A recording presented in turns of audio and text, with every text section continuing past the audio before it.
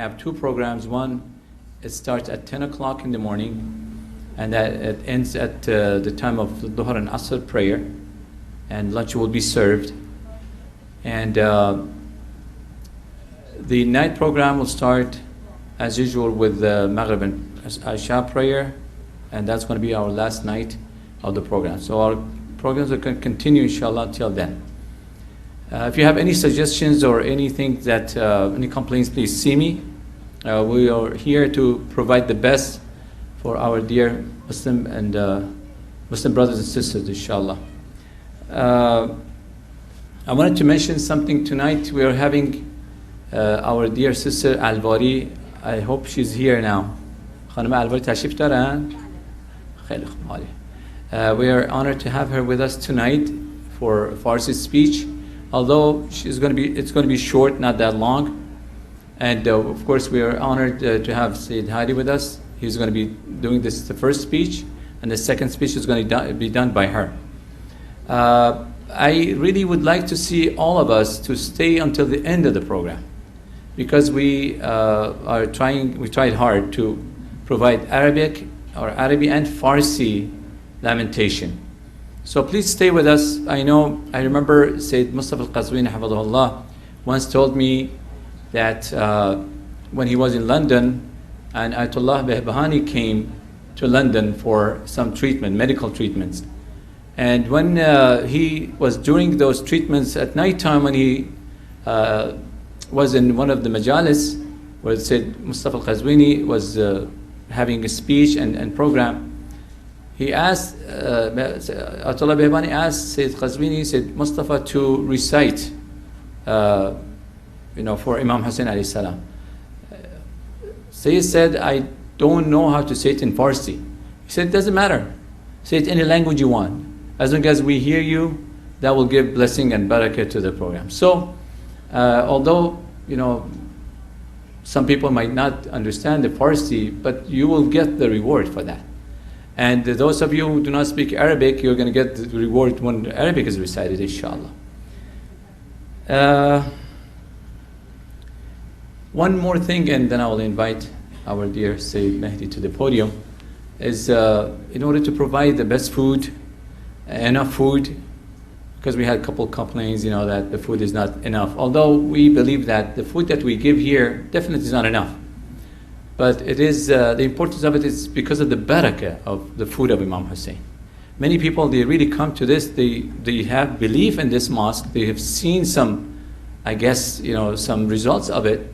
They take the food for their loved ones who are sick, and alhamdulillah, apparently it did something. So the food is not to fill our stomachs, to be honest with you.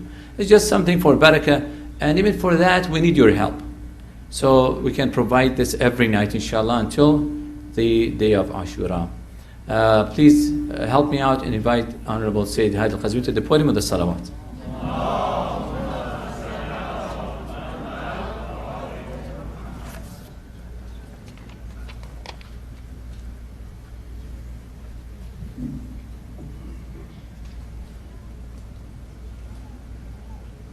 السلام عليكم ورحمة الله وبركاته.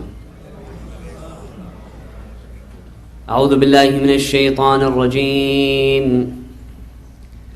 بسم الله الرحمن الرحيم. صلى الله وسلم عليك يا سيدي ويا مولاي يا رسول الله. صلى الله وسلم عليك يا سيدي ويا مولاي يا أبا عبد الله. يا غريب يا مظلوم يا شهيد كربلاء. يا ليتنا كنا معكم سادتي فنفوز فوزا عظيما. اللهم صل. قال الله تعالى في محكم كتابه الكريم: أعوذ بالله من الشيطان الرجيم. بسم الله الرحمن الرحيم. والذين جاهدوا فينا لنهدينهم سبلنا والذين جاهدوا فينا لنهدينهم سبلنا وإن الله لمع المحسنين. God states in the Holy Quran, Bismillah ar-Rahman ar-Rahim, and as for those who strive for us, for God, and as for those who strive for us, we shall surely guide them in our ways. Truly God is with the virtuous. Amanna billah, sadaqallahu al-aliyyul azim.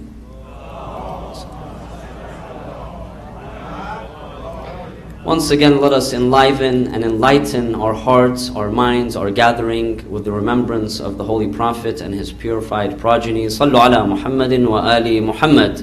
Allahumma salli.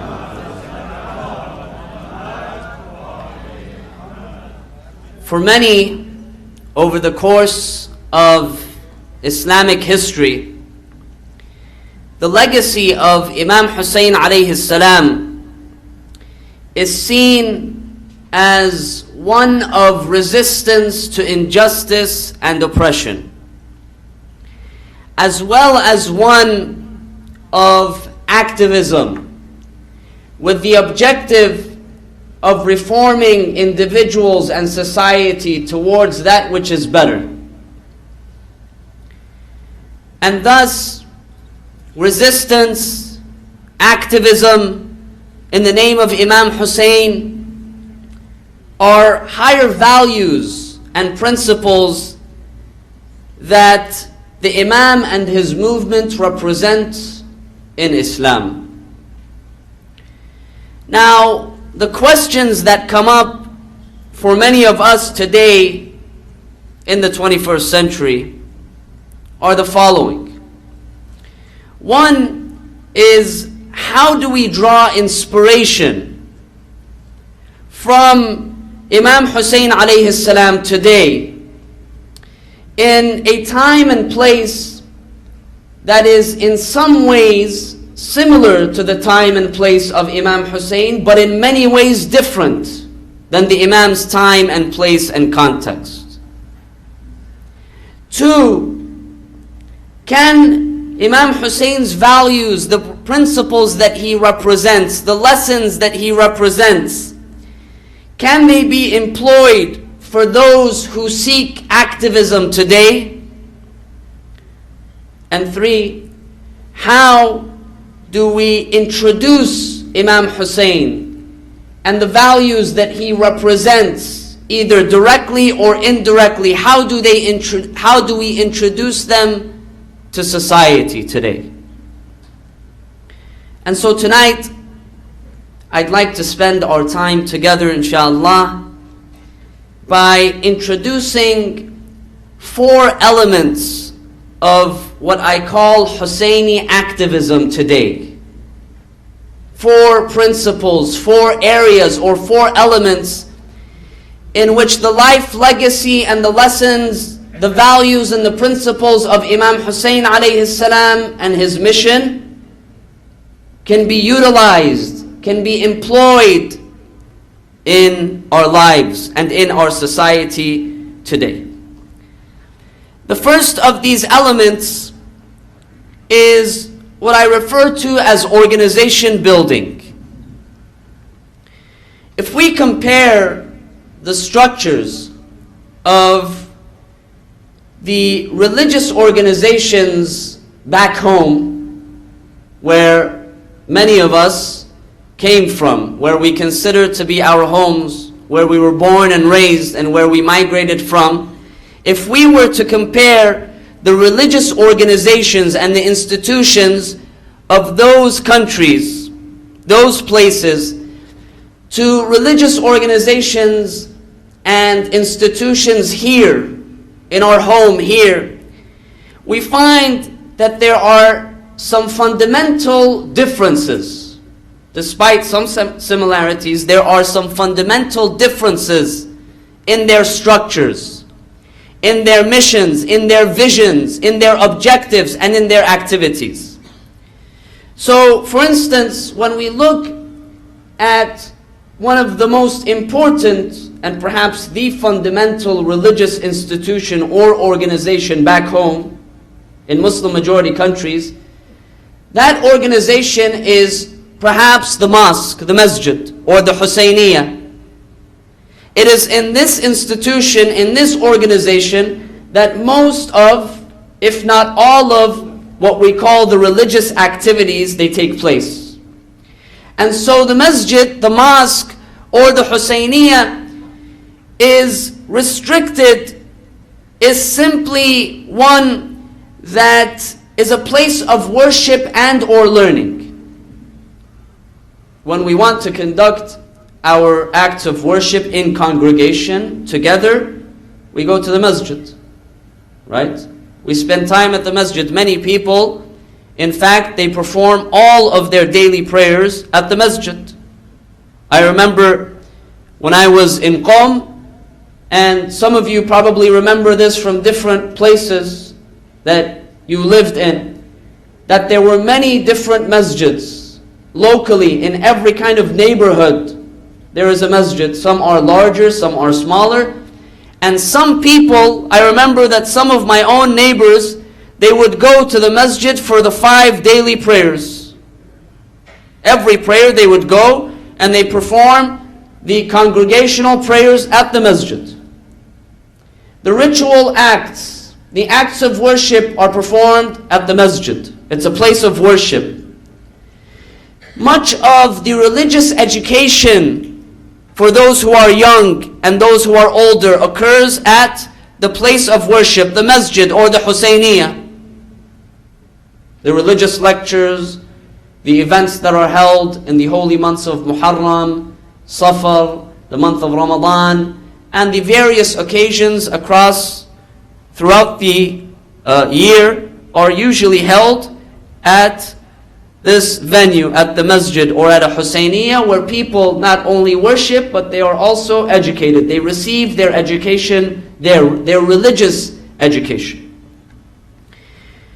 When we come here, we find that the major feature of the general religious organization or religious institution is one that has a far more expansive role than simply being a place of worship or a place of religious education.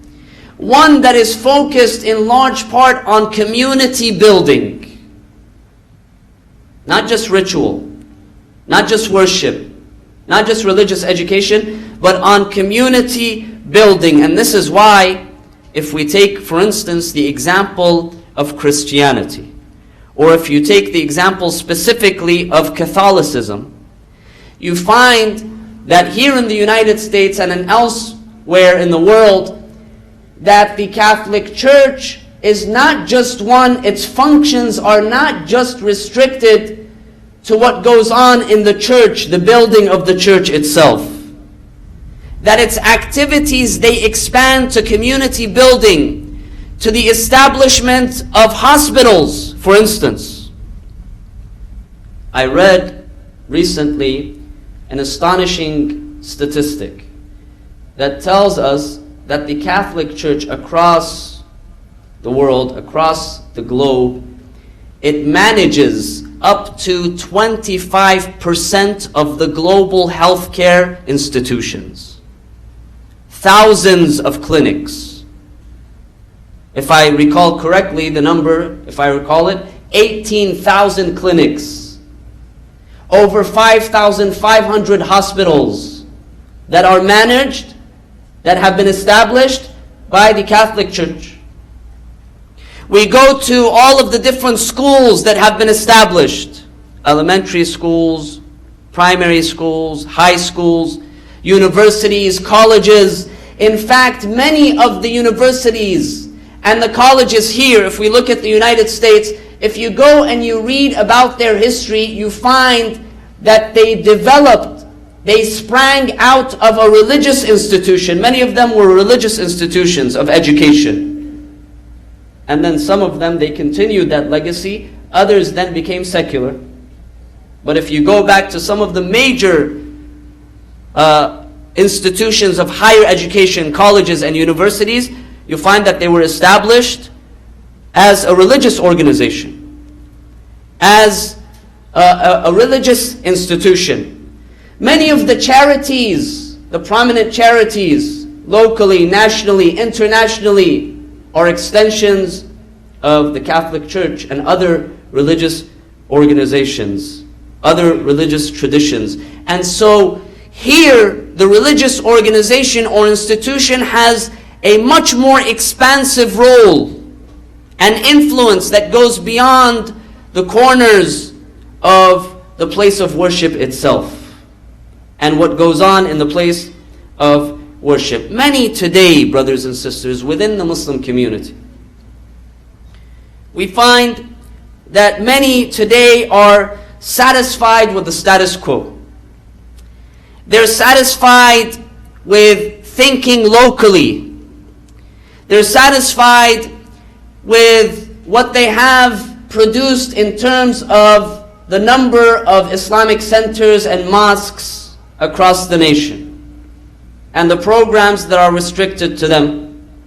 Even if the mosque is active, even if the mosque has almost daily events, daily prayers, other programs that are associated with it, many people are happy, they are comforted, they are satisfied with this amount. They consider the mosque to be restricted in its objective to acts of worship, to conducting ritual acts of worship, or some educational events. And so they are confined locally.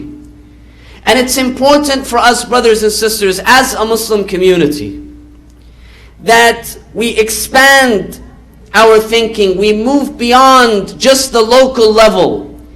We move beyond the local place of worship and we expand towards community building, a vision of community building that goes beyond just our immediate concerns and especially our immediate religious concerns. This is important for us as a community, that we build, that we contribute to building society, to building community. And there are many areas in which we can work on, brothers and sisters. I'll just present for you some ideas, some things to think about. And this is all food for thought, dear sisters and brothers. This is all for us to think about and to ponder about. So some ideas.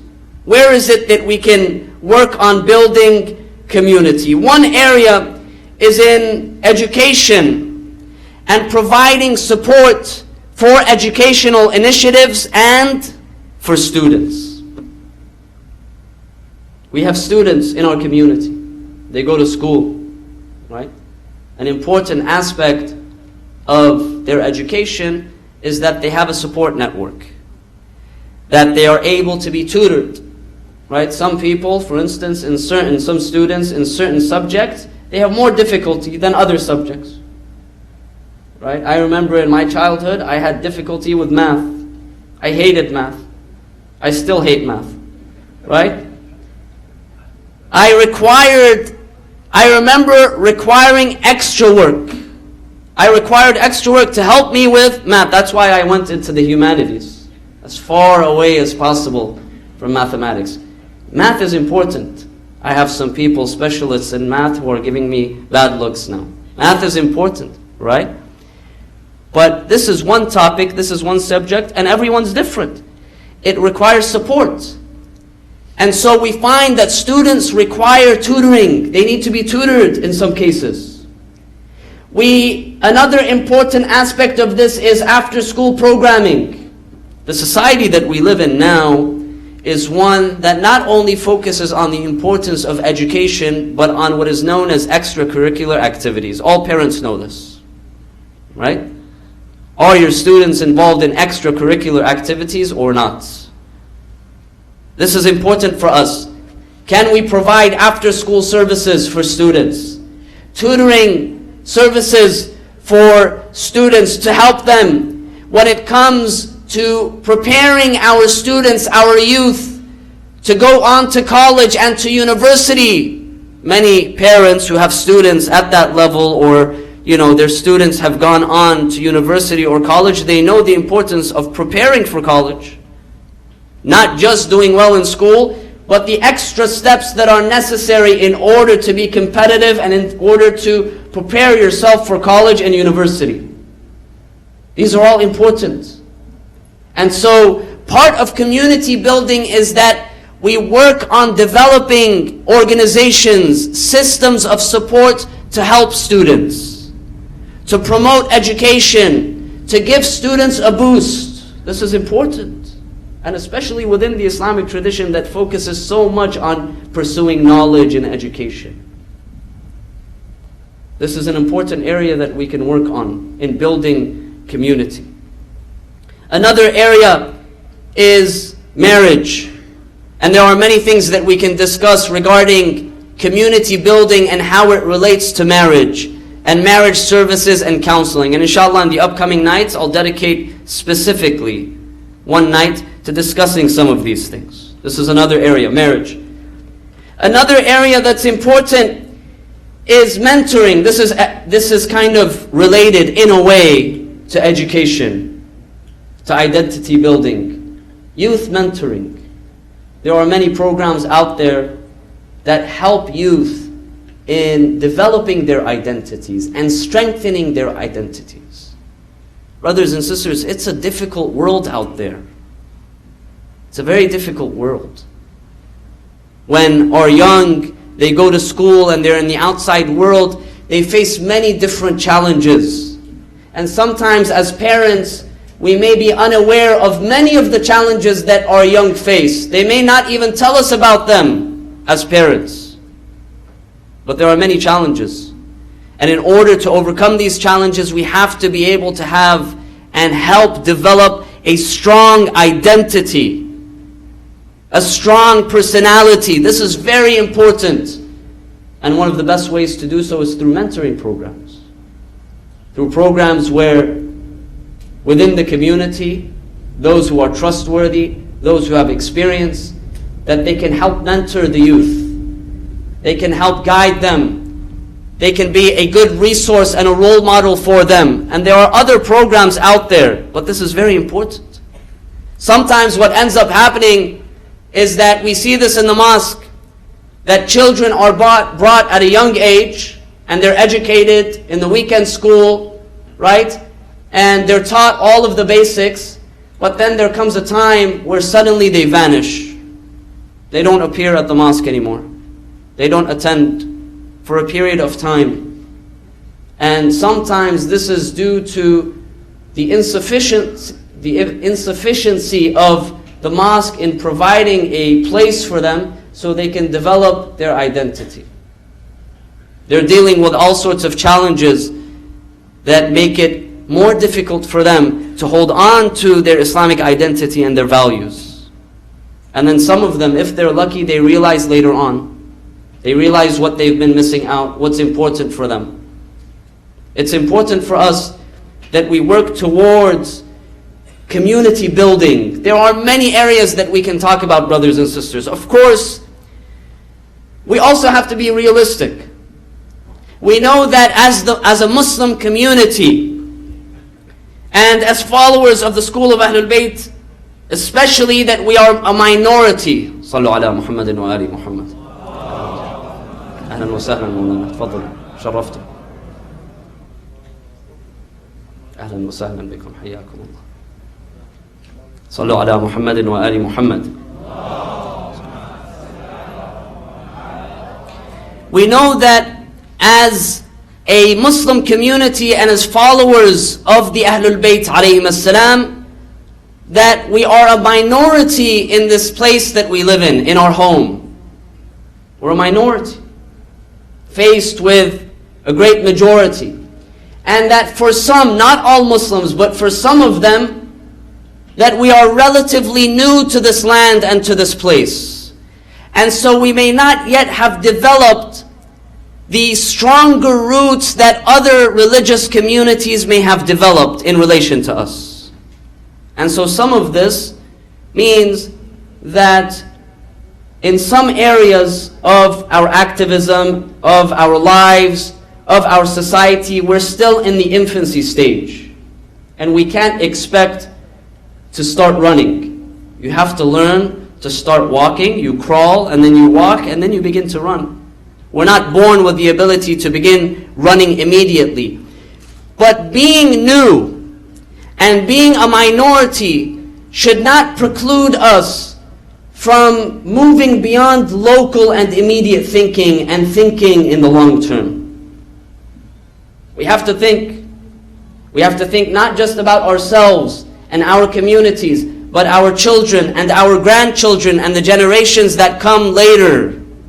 And if we don't plan and if we don't build, then there are many challenges that the next generations will face. And so we have to be able to think long term and to think for the future.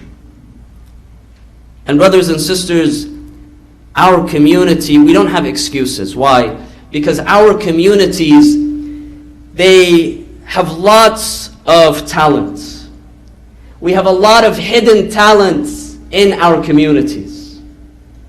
Fortunately, sometimes, just by virtue of our lives, right? Alhamdulillah that we have a place of worship. We have a masjid. We have an Islamic center. We have many such venues in our communities. But just by fact of the practical nature of our lives, where we're running from one place to another, from morning until night, we're always on the go. We're running. That even when we come to the mosque, we don't have too much time to spend with one another. We want to come here, we exchange salams, we catch up a little bit, and then everyone has to go home because tomorrow we have school, we have work, and we're running around. So we don't necessarily get to know one another very well. This is a problem. I admit this is a problem. It must be acknowledged. But that does not mean that we should not get to know one another. There are some within our community who have excellent talents. They have beautiful talents. And it is for us as Muslims, as individuals, as a community, to work on developing these talents. To use the talents that God has blessed us with in the service of our Creator and in the service of our community. So we have no excuses. So number one is organization building. Number two, the element of what I call Husseini activism today is the media and entertainment. Brothers and sisters, the entertainment industry is hugely influential in the society that we live in. Most, if not all, of us, we watch TV shows and we watch movies, right? Even when we don't have time. We're busy, we've had a long day at work or school. When we come home at night, what do most people do? They watch TV.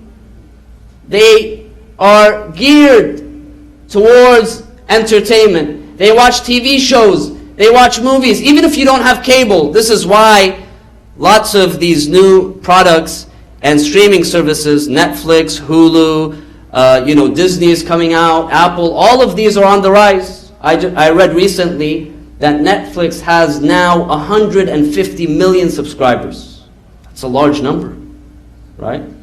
And many people, they spend lots of time watching TV shows and movies.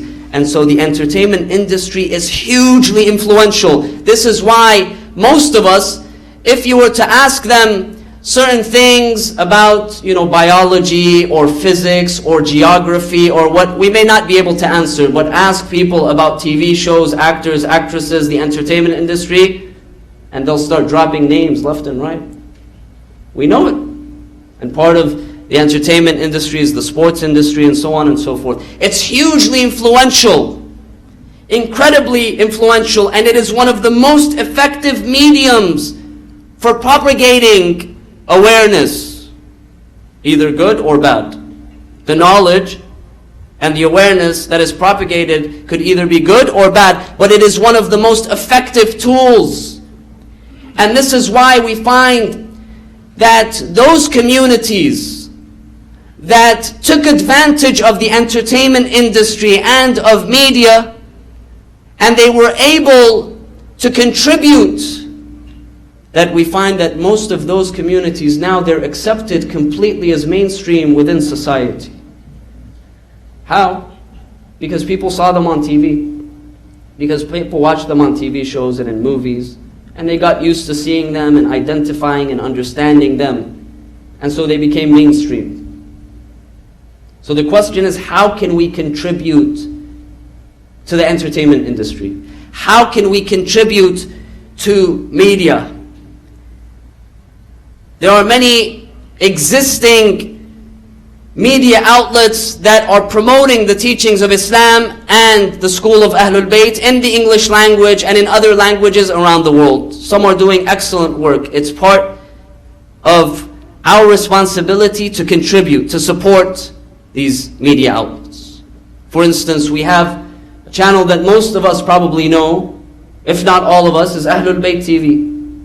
It's an English channel that promotes the teachings of Islam and the Ahlul Bayt. An excellent channel. For 10 years it's been doing a remarkable job. Many of us have watched the shows.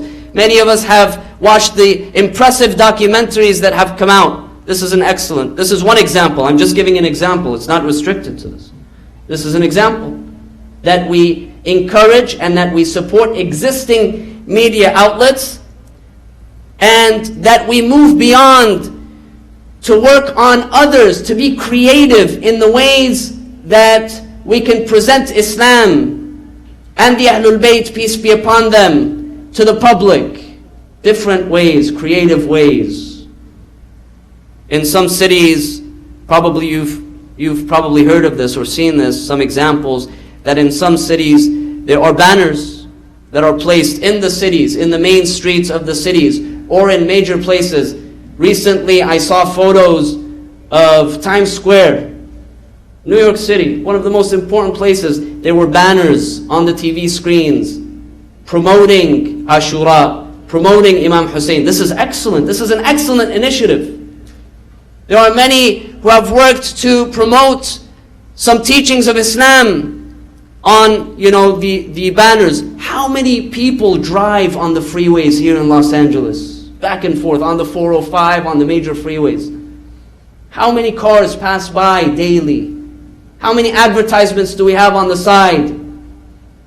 Imagine if there is an advertisement that gives a simple presentation and then leads people to go and to learn more. This is effective, brothers and sisters. How many people will see this?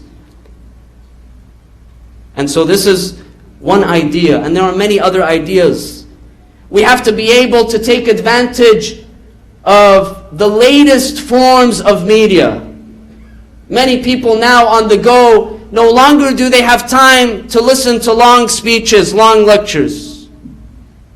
Right, people, you're forced here. You're here at the masjid, you'll listen to me. I'll speak for 45 minutes, 1 hour, you'll listen to me. But on your own terms, you probably won't. You don't have the time. You want sound bites. You're on your way from place to place, and most people don't have the patience to listen to long lectures anymore. And so it's important for us to think about how we can provide content that is suitable, that can be consumed, whether it's through podcasts. I listen to podcasts all the time. Why? Because I spend several hours on the freeway, like many of you, every day. You listen to podcasts or short animated videos on YouTube and other platforms that give brief messages, that provide content that is important. That we encourage our young brothers and sisters to go into media, to pursue media studies, to pursue journalism, to go out and to work in those fields. Because why? Because representation matters. It matters. This is why we see there are some examples of prominent Muslim journalists, right? Some of them who are Shia, who belong to the school of Ahlul Bayt, who are making a huge difference. I'll give you the example of Mahdi Hassan. Right? Mahdi Hassan is making a huge difference in his journalism. What a brilliant figure he is, mashallah. But this is one example Because representation matters, brothers and sisters. We have to be able to tell our own story. And so let's encourage. Now some people, they might say, well, Sayyid, we have practical concerns. You go into journalism, there's not so much money. We want to go and become physicians and lawyers and engineers so that we can take care of ourselves and our families. That's where the real money is. This is why I go back to the idea of organization building, brothers and sisters. That we provide a support network. When there is support for these causes, then no longer will the main and the most important element on the minds of people, their objective is to make money. Because there's a support network there. One that is helpful. One that supports them. This is number 2. Number 3, brothers and sisters, is in academia and scholarship. I've mentioned this before. If we look at Western academia in particular, we find that there is a large void. There is largely missing from Western academia is the study of Islam, and in particular the study of Shi'ism and the school of Ahlul Bayt. It's largely missing, despite the advances in recent decades. There are many, and this is a field that I'm involved in myself. There are many who are, studying Islam, they're teaching Islam in Western universities, in the United States, in North America in general, in Europe and other places. And there have been many advancements, even in the study of Shi'ism. Just last week, I was in Princeton for a 1-week seminar, and we were about 12 people. Everyone there was focused on Shi'ism, not just on the study of Shi'ism, but on the study of a part of Shi'ism, which is Shi'i legal theory, usul al-fiqh. That's their expertise. 12 people, that's a big number. Right? I was very excited. I was happy to participate with them. So it's on the rise, but in large parts, the study of Islam and the study of Shi'ism and the school of Ahlul Bayt is still largely missing, brothers and sisters, from Western academia. This is hugely influential. This is a field that we not often we don't think about the influence of academia, outside of academia. But I'll give you an example as to how influential this is. Again, I speak from things that I've been seeing and experiencing myself. So, I teach a course on Islam. It's called Introduction to Islam. This is in the daytime. And we just started recently in the semester. This is at USC. Okay? And in previous years versus now, today I've noticed sort of a change. For those who are students, you'll know that when the semester begins, when it first starts and you're starting a new class, usually the professor will do, put certain time or place in order for people to introduce themselves. You go around the room and you introduce yourselves. Everyone says their name, their major, their year, why they're taking the course, right? A lot of professors are interested in why they're taking the course. I remember long ago, not too long ago, but long ago when I was doing my undergraduate studies, and I would take the courses, I would hear all sorts of things, and probably some of you guys have, students, hear all sorts of reasons why people are taking courses. Sometimes, and this would happen frequently and often, they would say, you know what, this is the best time for my schedule. I had a gap that I needed to fill, and so this class works well for my schedule.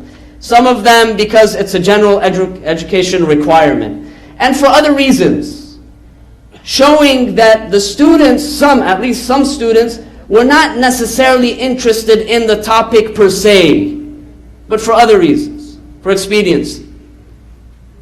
But now, when you look at courses such as Introduction to Islam, and we just had a course, and in the course there are 100 students, males and females, all of them, without exception, and it's a general education course. That means that you have students from the various departments and from the various disciplines attending. They're not all in religious studies. In fact, a minority, most of them are coming from, the various disciplines, right? Each and every one of them, without exception, when he or she suggested or said why they're taking the course, they said that they were doing so out of a genuine interest in Islam. They want to know what's going on. What is Islam? What is this religion that we've been talking about, that we've been hearing about in the news? Remember, most of these students are still early in their undergraduate careers, 18, 19 years old, right? And so being 18 years old or 19 years old means you were born when? If you're 18, you were born in 2000 or 2001. What happened in 2001? 9/11. 9/11. And so many of the students, they were either born, some of them were not even yet born. They were either born in that year or immediately following 9/11. So they have no recollection, they have no memory.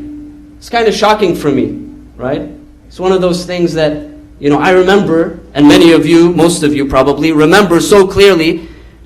But the young generation now, those who are in undergraduate, they don't remember this. All they know about September 11th is what they have heard of, what they have seen on TV and in the news. And we know what happened and the way that the spotlight was placed on Islam after September 11th. And the negativity and the stereotypes and the misconceptions. So this has done what for students? It has raised their interests. They want to figure out what is this religious tradition that they hear about. Who are Muslims? What do they believe in? What do they do? So there is a genuine interest in studying Islam. They're paying attention for the most part. There are some slackers. But for the most part, they're paying attention in class. They're listening. They're reading. So it's extremely important that in this day and age that we have those who are competent, those who go into academia, those who go into scholarship, so that they can present Islam, they can teach about Islam in a way that is suitable. It's very important. Brothers and sisters, this is an opportunity for us, a time that we have to take advantage. If we move beyond academia and we come even to our mosques, how many mosques, how many Islamic centers do we have across the nation, across the country, just here in the United States? We have thousands. How many of them actually have a scholar who resides, who is present, or someone who is competent enough in the Islamic tradition, who resides with the community and who is able to teach full time? How many? I don't know, but it's a small minority, brothers and sisters. Probably not more than 5%, if we're lucky. That's probably being generous. So there's a lack. There's a void there. And that void needs to be filled. Voids don't like to remain. Voids are always filled. So we either fill the void with people, men and women who are competent enough, who are trained, who are experts, who can teach, or the void will be filled by others, by other sources, by other resources. And so it's important for us, brothers and sisters, that we encourage one another, and especially our youth, we encourage them to turn towards scholarship. That they go and they pursue both a traditional, what we call Hawza studies, traditional studies, as well as an academic pursuit of Islam in particular, and of Shiism in particular, so that they're able to provide answers to today's questions. They're able to teach. They're able to guide. This is highly important, brothers and sisters. This is an area that we need to work on. Besides supporting continuing institutions or establishing institutions here in the West that can teach, that can educate, and encouraging our young and old to go and to learn. And there are many opportunities, brothers and sisters. There's a lot of room for work, for establishing research institutes, establishing programs, professorships, publications. This is all very important. And there is a great need. This is number 3. And number 4, finally, the fourth element of Husseini activism today is that of public service. Serving not just ourselves, not just the followers of Ahlul Bayt, not just Muslims, but going beyond. Serving others, serving the public, serving society at large. In the areas of healthcare, in the areas of education, in the areas of aid and assistance, in the areas of development work, in the various sectors of public service. To think locally and internationally, to provide public services that help our communities locally, but also nationally and internationally, brothers and sisters. And there are many organizations out there. There are some organizations that work on an international scale. An organization such as, for instance, and I give these examples so that we can think about them, and we can think about how we can support these institutions and what we can do to contribute to more of these organizations and institutions coming out. One example is that of Zaman International. Some of you may have heard of this name. Zaman International is an aid organization. It's a non-profit aid organization that was established by one of our respected sisters in Dearborn, Michigan. And its objective is to provide aid for those who are in need. It does not differentiate based on religion, based on class, based on race, based on gender. No differentiation. Its purpose is to provide aid and assistance to those who are in need. Go and check out their website. Look at the beautiful, the remarkable work that they're doing. Other organizations such as Development and Relief Foundation, some of you may be aware of some of the work, especially that's done in Iraq and other places. When we come to smaller organizations, but which are doing great work, I mentioned the other night, Who is Hussein, which has opened chapters in various parts of the world, and they're doing excellent work. These are fantastic organizations. When we come locally, the last but certainly not least, the example, just yesterday, I saw a short video of an initiative called the Ahlul Bayt Initiative. An organization that has been developed and established by our very own community members, those sitting with us here today, young and old. It's called the Ahlul Bayt Initiative. And the video, in short, was showing some of the work they're doing to help with the problem of homelessness. Homelessness is a severe problem in our communities, brothers and sisters, in our society. And so they spent some time offering pizza, I think it was, and other meals, not just to feed, but to get to know these individuals, to speak with them, to spend some time with them, to see what are their concerns, what are their needs, how we can help. This is hugely influential, brothers and sisters. Sometimes these projects, they don't make headlines. You don't hear about them on the news. Rarely. They don't make headlines. But they have a huge impact in the lives, in the hearts and the minds of those who we help and we assist. These are important projects, brothers and sisters. And these are projects that as a community we have to support completely. And inshallah, we'll have the chance in the upcoming nights to hear more about these projects. We'll have our community members present them so we can hear about them and we can see how we can support these initiatives, what we can do to help. Imam Hussein alayhi salam and his companions, his ashab, his followers, his loyal and devout followers, they were not satisfied with the status quo. They were not happy with remaining silent and seeing injustice and oppression and indecency, immorality and evil extend in society. They were not satisfied with the status quo.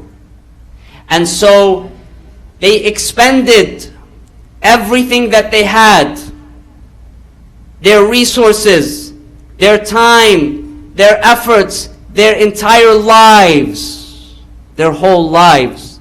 They gave so that they can do what is necessary to promote positive change, to change the situation, to fix what was wrong, to reform society. Imam Hussein alayhi salam and his companions and his family members, they present for us the values and the principles of what it means to be active in society, an active member of society, promoting that which is good. And so the question that we have to ask ourselves, oftentimes it's traditional that when we salute Imam Hussein and his family and companions, what do we say? We say, Ya laytana kunna ma'akum sadati. Oh, how we wish we were with you, oh our masters. فَنَفُوزَ فَوْزًا عَظِيمًا. Why? Because if we were with you, then we would be victorious. We would have achieved victory. We have to ask ourselves, we're not with Imam Hussein. Imam Hussein lived 1,400 years ago. The battle of Karbala and Ashura took place 1,400 years ago. 1,400 years later, here we are. We are standing, we are sitting in this time, in this place. What does it mean for me to say, oh Imam Hussein, I wish I was amongst your companions. I wish I was with you and that I would have been successful and victorious. What does that mean? On the day of judgment, when we all stand before God and we are faced with Imam Hussein alayhi salam, we are faced with the Holy Prophet Muhammad sallallahu alayhi wa alihi wa sallam. Do we have an answer? The Prophet will say, you repeated, Hadi, you repeated on and on and on. You said, Ya laytani kuntu ma'akum. I wish I was with you. I wish I was with Hussein. Amir al-Mu'mineen will ask me this question. Fatima al-Zahra alayha salam, she will ask me this question. The Imam himself, Imam Hussein, he will ask me this question. That, what would you have done? How would you have contributed? You were not with us at that time, but in your time and in your place and in your context, what did you do? Were you a Husseini? Did you do something about it? Did you do something to improve your society and your community in the name of Imam Hussein alayhi salam? And so at that time, it is where we stand before Imam Hussein and we say, Oh Mawlai, my master, maybe I was not with you on the day of Ashura, but I did the little that I did. I brought comfort to someone who was broken. I helped someone who was in need. I taught someone about you and about your objectives. I listened to someone. I supported someone. I did the little that I did, but I did it in your name. And I did it to promote your name and your values and your mission. And so we ask ourselves, what are we doing? How can we be Husseini activists? How can we be like the companions of Imam Hussein, who the Imam says, there were no better companions than my companions. The companions of Imam Hussein, who were the best of companions.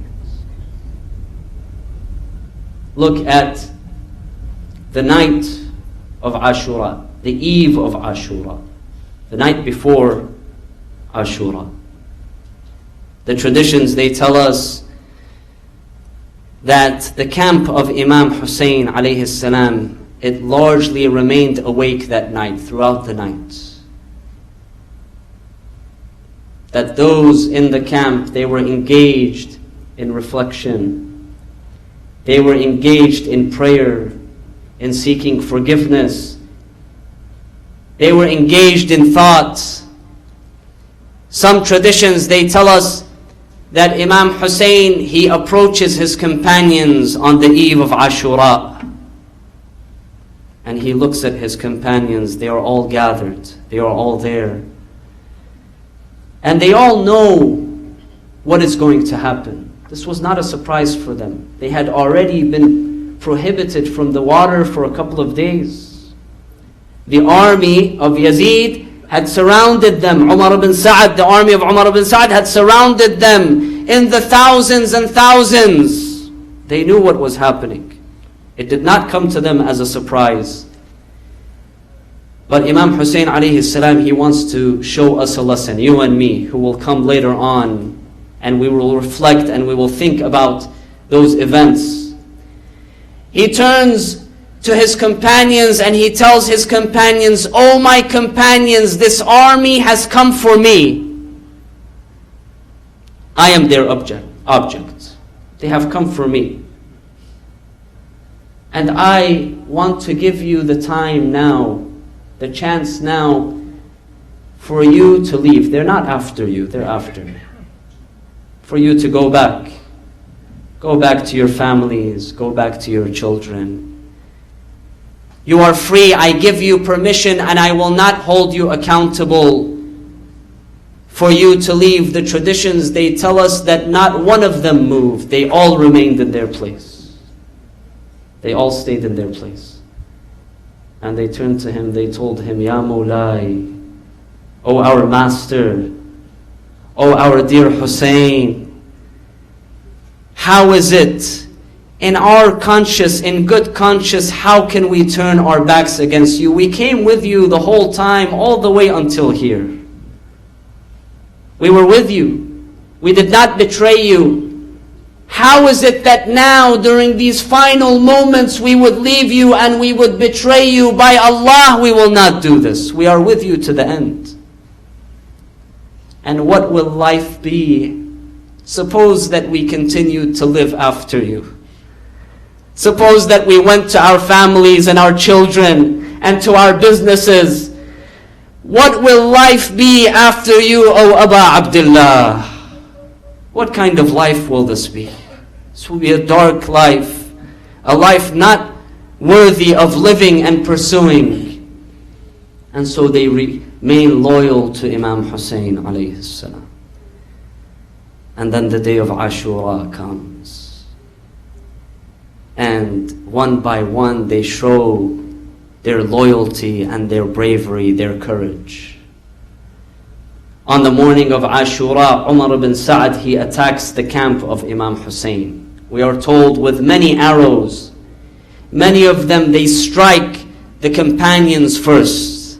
The companions, they place themselves at the forefront to guard the grandson of Rasulullah, to guard the women and the children. They did not allow themselves to be in the back or in any other position. They placed themselves in the front. Because they knew that the sooner that they sacrificed, the sooner that they went forth, the sooner they would meet with Rasulullah.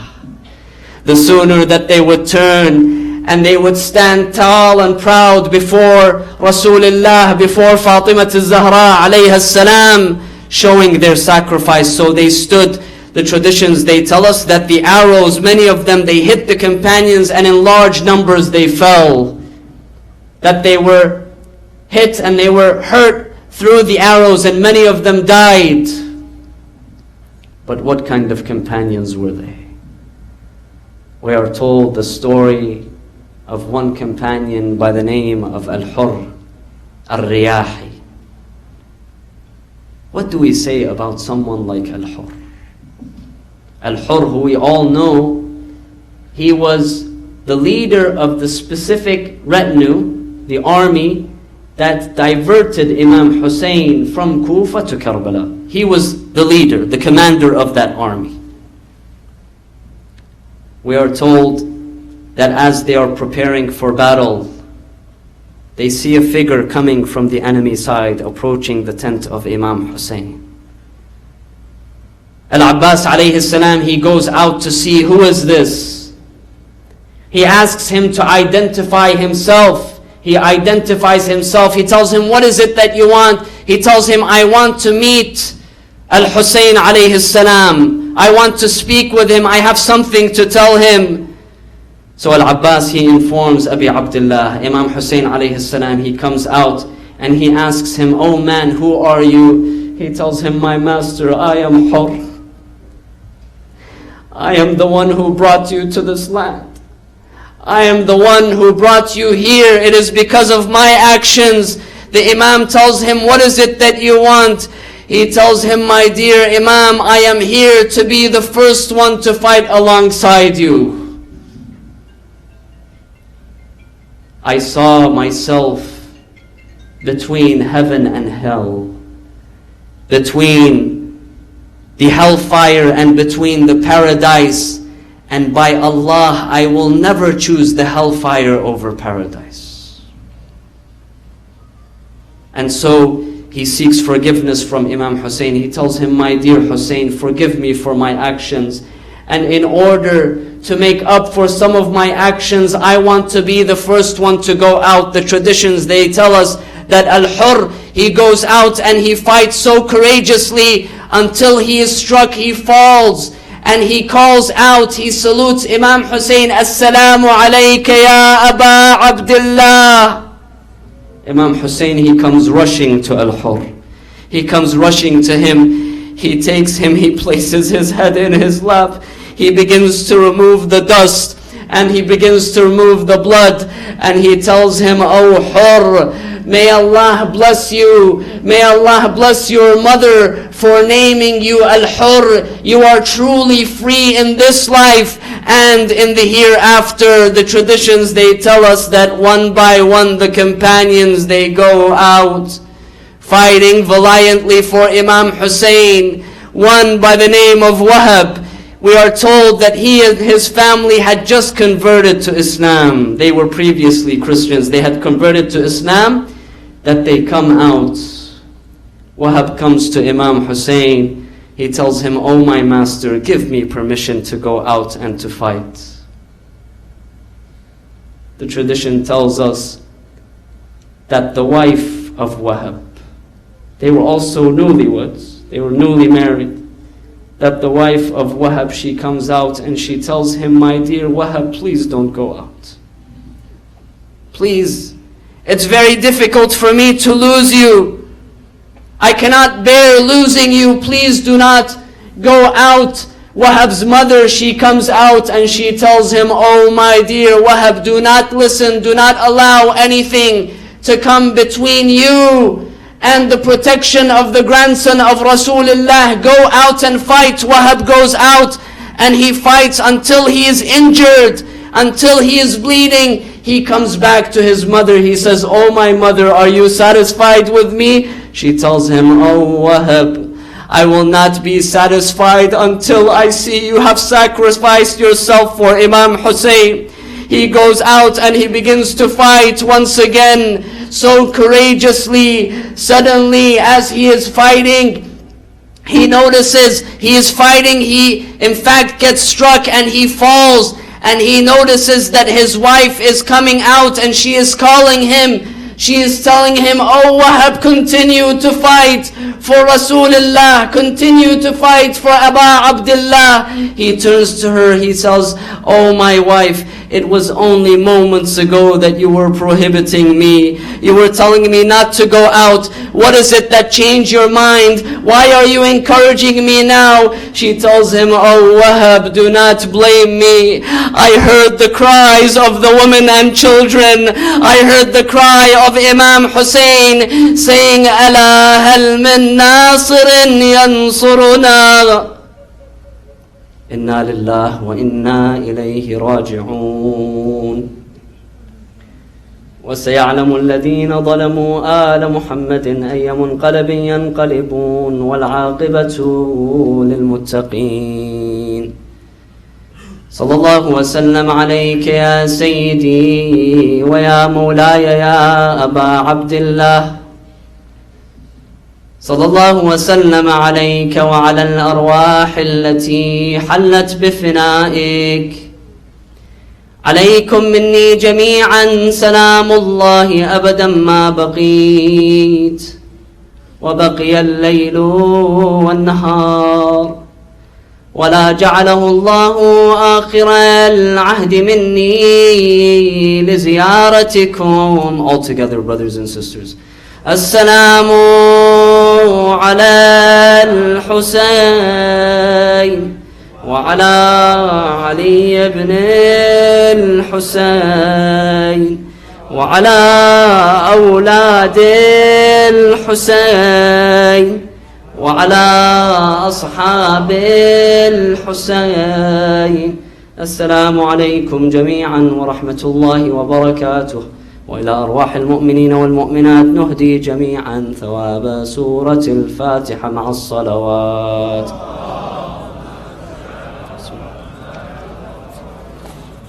بسم الله الرحمن الرحيم.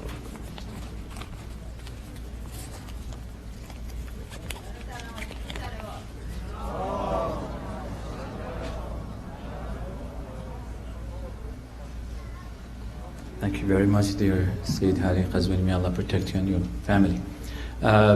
Before I invite our second speaker in Farsi, as I mentioned earlier, we would love to see you all here, so we can do the lamentation right after that in Farsi and Arabic, inshallah. Before I invite her, I would like to give another announcement. There is Imam Hussein blood drive that is going to take place this Saturday. Please, on your way out, if you want to join them, give some blood for the sake of the name of the Imam. Please take one of these flyers from on the table outside. Without any further ado, I would like to invite our dear Sister Al-Bari to the podium with the salawat, please.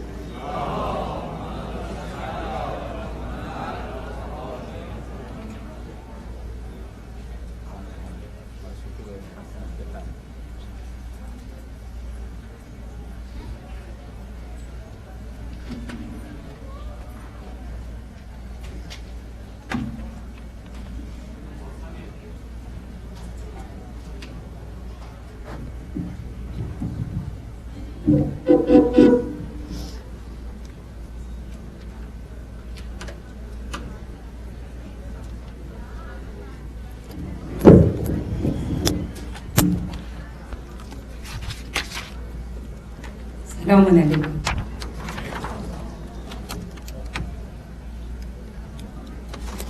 بسم الله الرحمن الرحیم.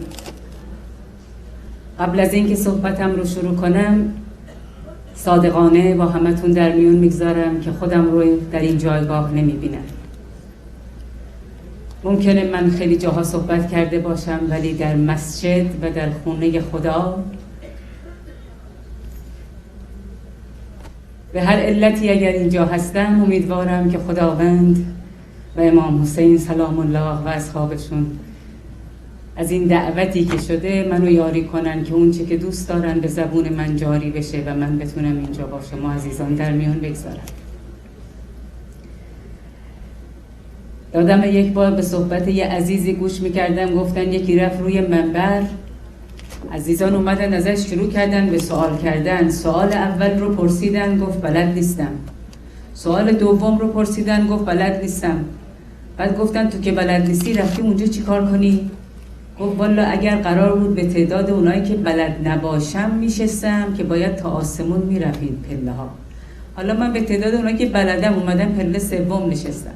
حالا من حتی تا اون پله سومشم نباید میشستم، ولی انشاءالله که خداوند خودش بپذیره. السلام علی الحسین و علی علی ابن الحسین و علی اولاد الحسین و علی اصحاب الحسین علیه السلام. حماسه های جاودان کربلا و یاد خون پاک آن مجاهدان راه دین که در کرانه فرات به روی سنگ ریزه ها و خاک های گرم ریخت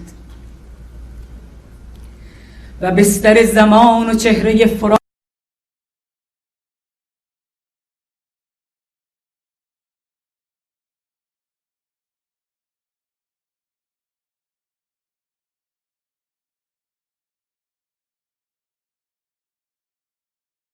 می شود و یاد آن دلاوران عصر شب به دل یقین، به جان توان، به خلق ایده می دهد. به ایده های هر جهت گسسته شکل می دهد. حسین بود آن که این حماسه شکوهمند آفرید، حماسه ای که با خط زوال ناپذیر سرخ خون به صفحه زمین کربلا نوشت.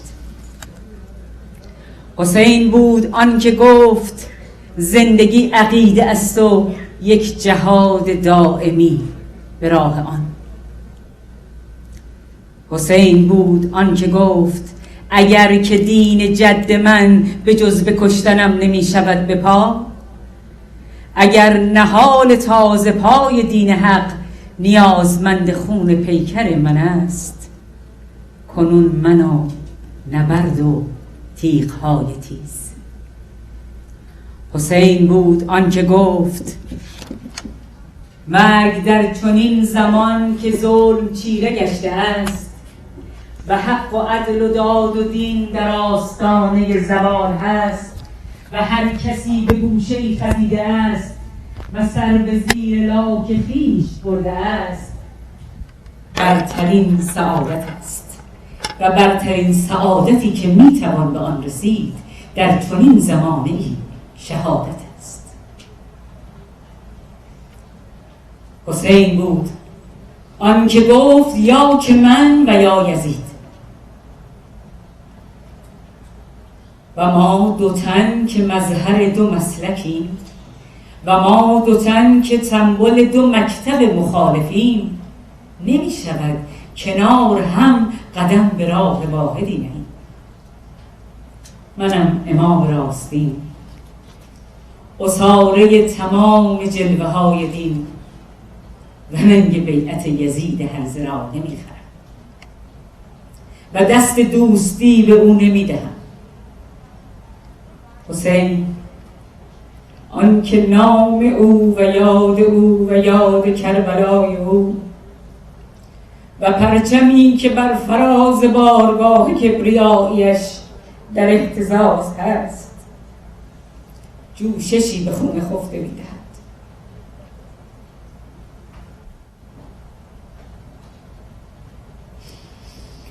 و هر نسیم جان فضا که از فراز بارگاه کبریاییش عبور می کند،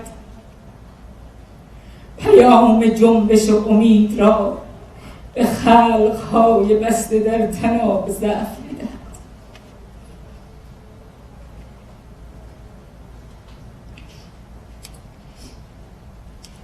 حسین بود آن که مشعلی برای افتخار برفروخت و عاقبت به راه دین درون آتشی که برفروخت سوخت. و در نگاه واپسین دو چشم خون گرفته را به آسمان، به آستان کردگار خیش دوخت و چهره پر التهاب خیش را که مشتعل ز شعله های عشق بود به سوی آسمان پرغبار دوخت که ای خدا گواه باش.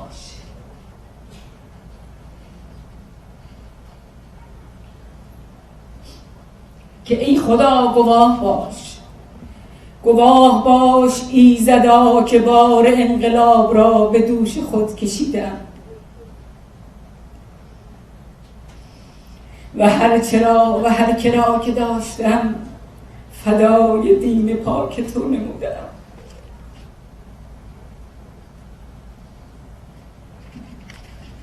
کنون محرم است و ماه درس ها و یاد آن حماسه های جاودان، حماسه شهادت حسین و یاوران او دوباره زنده می شود و درس تازه‌ای به خلق می دهد. السلام علی الحسین و علی علی ابن الحسین و علی اولاد الحسین و علی اصحاب الحسین علیه السلام.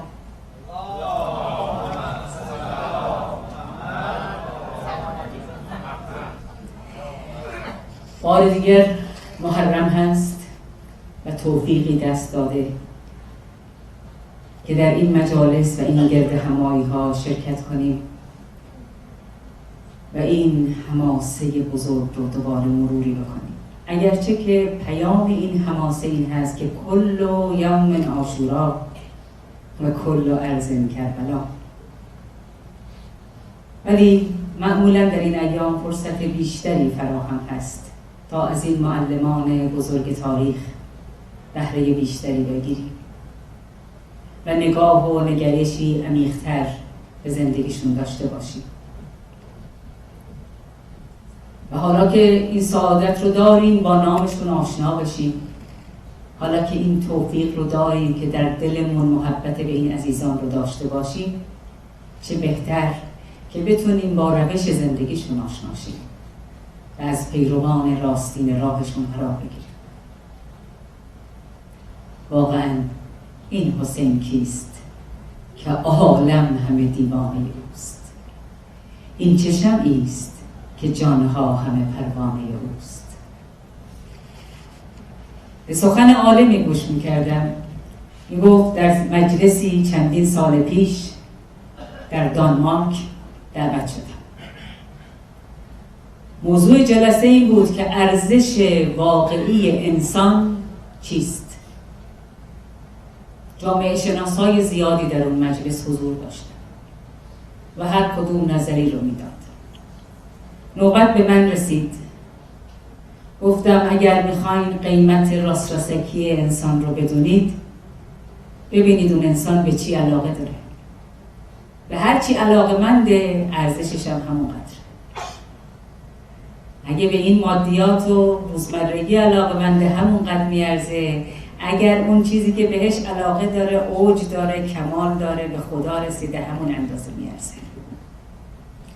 صحبتم که تموم شد، جمعیت شروع کردن تشویق کردن و دست زدنشون که تموم شد، گفتم ولی این جمله از من نبود. این جمله از امام و پیشوای من علی ابن ابی طالب بود که قیمتون کل امرأ ما یحسنه. ارزش هر انسان به کار خوبی، به خوبیایی هست که داره، به اون چه که دوست داره، به اون چه که علاقه‌منده. محب و محبوب. چرا امام حسین انقدر ارزش پیدا کرده؟ چرا اصحاب امام حسین اینجور سالیان ساله با همه مخالفت هایی که میشه عشقشون و نورشون در دلها انقدر متجلی هست؟ برای اینکه تا اوج رفتن، عاشق پروردگار خودشون شدن، عاشق بزرگ رب عالم شدن و به همون اندازه خودشون اوج گرفتن.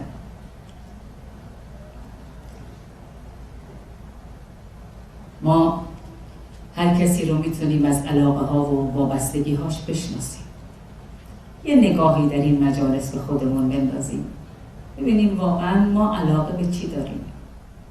ما تو این آشفته بازار خریدار چی هستیم؟ دنبال چی میگردیم؟ مایی که الان میخوایم اگر یه دونه وسیله برقی بخریم تو خونمون بذاریم که شاید سراتش چند دلاری بیشتر نیرزه، چقدر تحقیق میکنیم، چقدر ریویو میخونیم، چقدر تلاش میکنیم که کلا سرمون نره. ولی بالاترین سرمایه‌مون که زمانمونه، عمرمونه، داریم میدیم. چی داریم میخریم؟ خدایی که قسم یاد کرده والعصر ان الانسان لفی خسر، باخته هر کسی که ایمان نیاره، الا الذین آمنوا و عملوا الصالحات و تواصوا بالحق و تواصوا بالصبر. باختید اگر توی این عمر کوتاهی که هست حواستون رو چیزهای دیگه بگیره. نعمتهای دنیا خیلی زیاده، بهره بردن ازش هم خیلی خوبه، ولی مبادا که همه وقت شما رو، همه عمرتون رو به خاطرش بگذارید. آیه‌ای داریم توی سوره بقره، آیه 266. خداوند می‌فرمایند ایود احدکم ان تكون له جنة من نخیل و اعناب تجری من تحتها الانهار، و بقیه آیه را حتما آشنا هستید باهاش. بعضی از آیه ها رو من وقتی بهش نگاه میکنم فکر میکنم خدا دلش میخواسته در ضمن اینکه این آیه رو میگه، دیدید بعضی وقتا یکی حرف میزنه یکی نقاشی میکنه حرفاشو. اگر ما این آیه هایی که خدا گفته رو به نقاشی کنیم بعضیاشو، میبینیم چه باغ‌هایی هست هر کدوم. خداوند تو این آیه سوال میکنه آیا کسی از شما هست که دلش بخواد یه باغ داشته باشه؟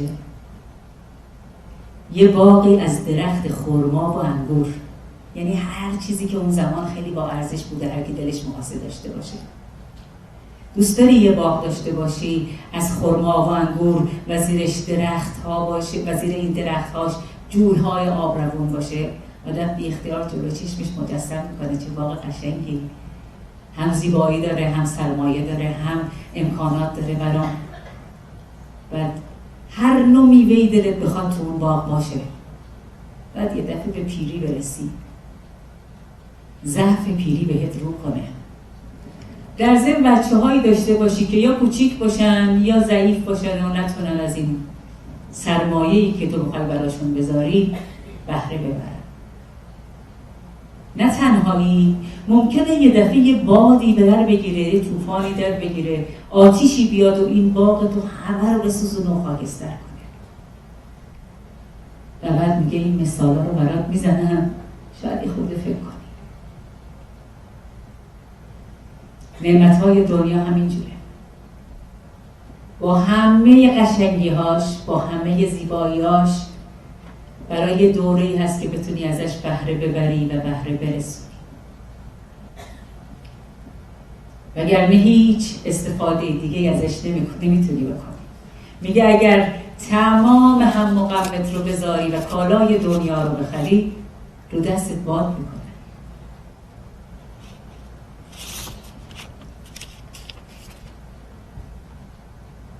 باید ما ببینیم ما خریدار چی هستیم، در طلب چی هستیم.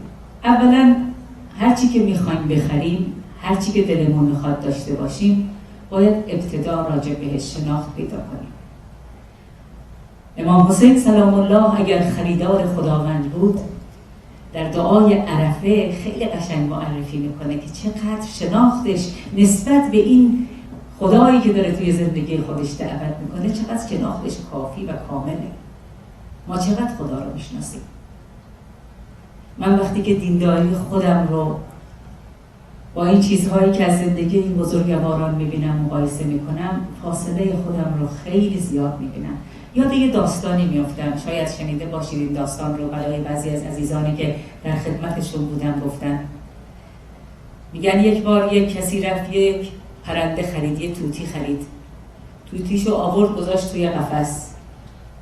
بعد از مدتی، بعد از چند ساعتی رفت به این توتی فروش گفت آقا ببخشید این توتی که تو به من فروختی حرف نمیزنه.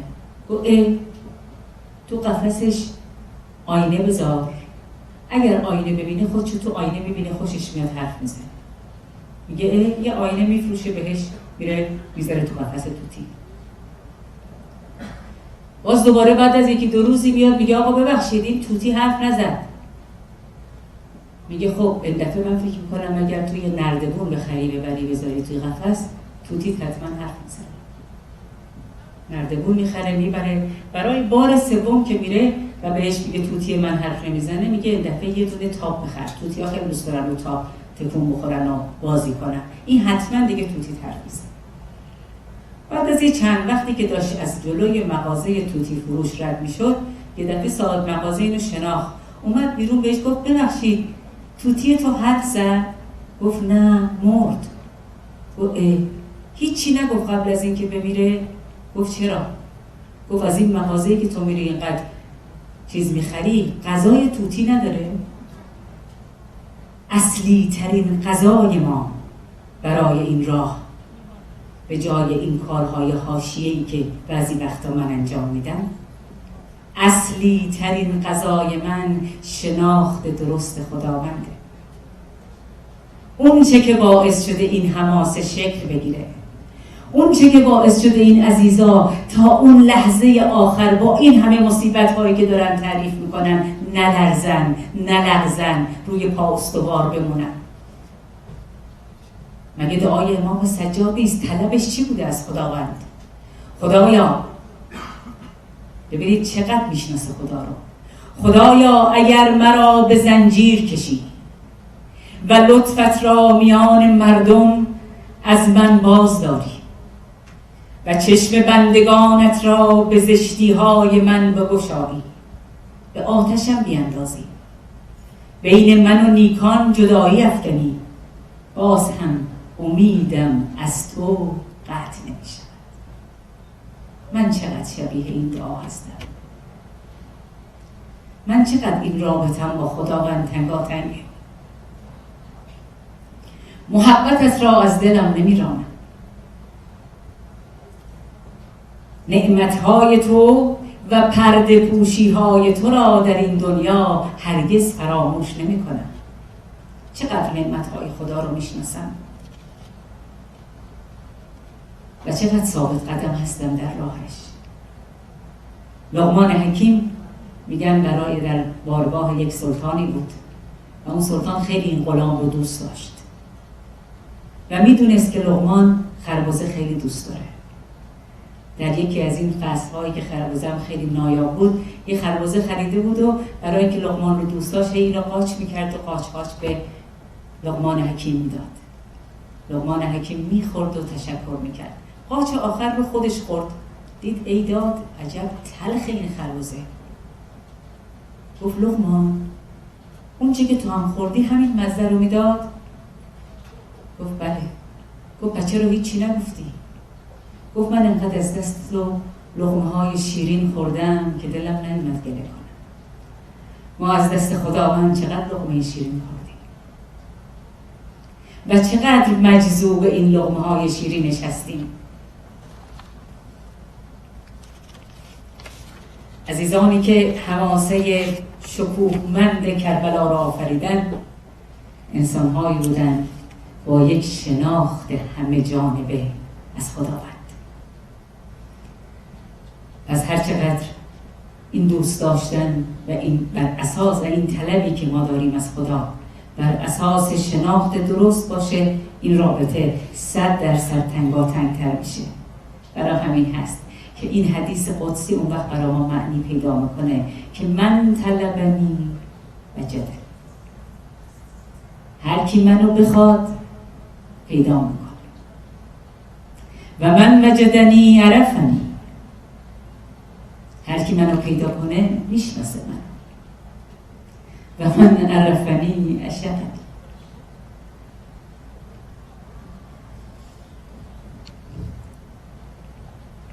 هر کی منو بشناسه عاشقم میشه و من عشقنی عشقته. هر کی عاشقم بشه عاشقش میشه.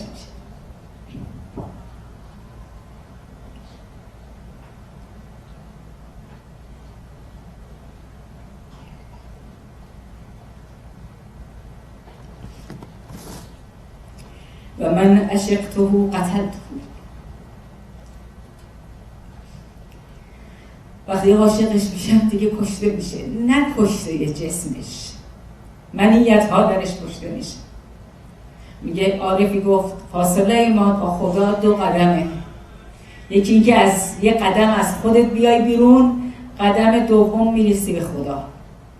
فقط نسیش که آقا تو راه رو دور کردی.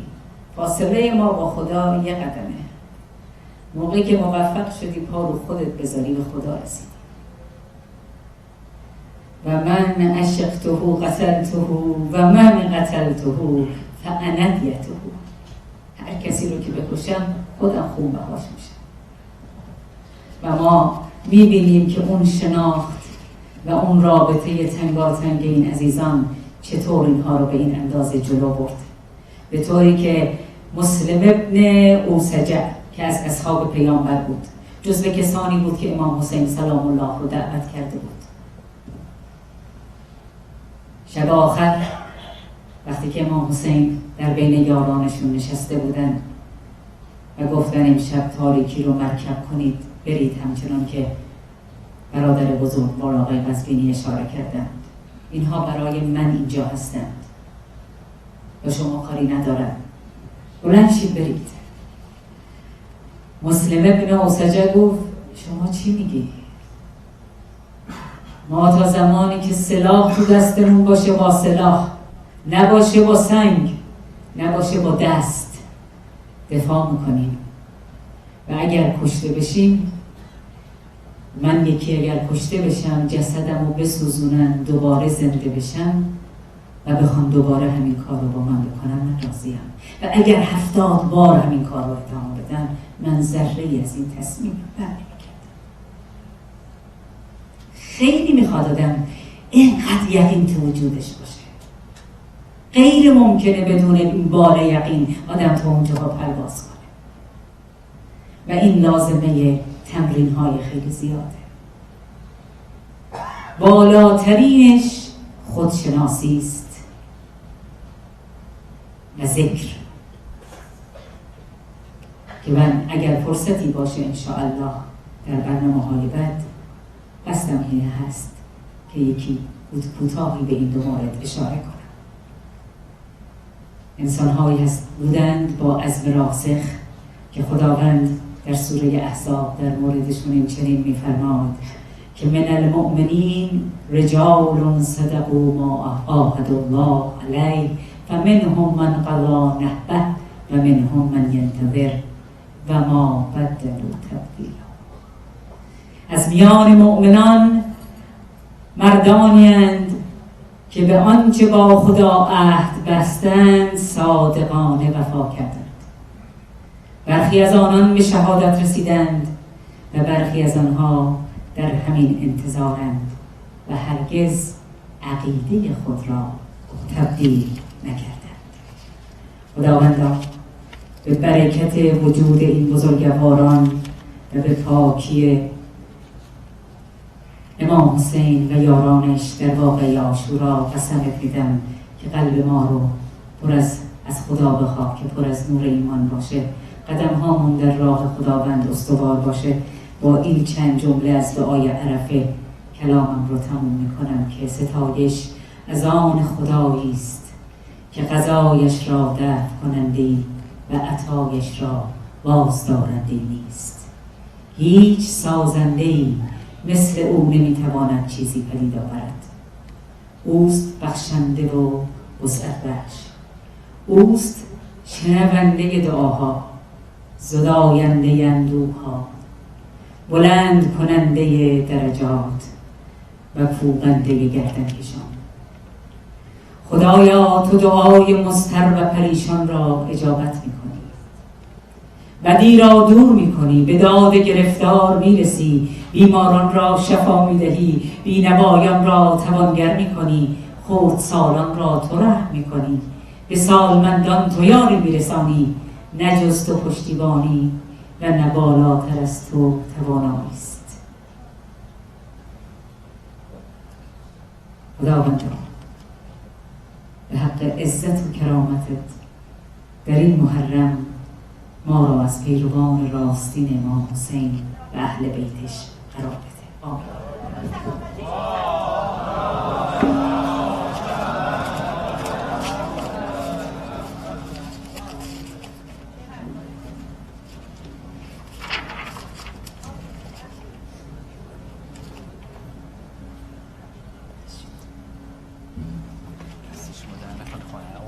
دستتون در نکنه.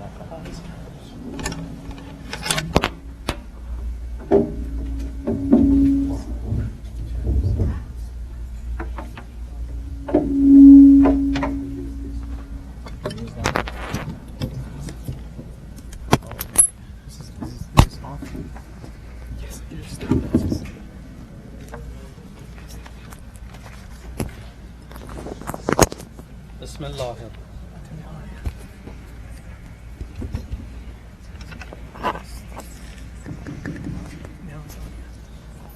بسم الله الرحمن الرحیم. با تشکر از سرکار خانم الواری که محبت فرمودند و ما رو با بیانات خوب و شیرین و وعظشون مستفیض فرمودند. برای سلامتی ایشون و خانواده محترمشون یه صلوات محبت بفرمایید.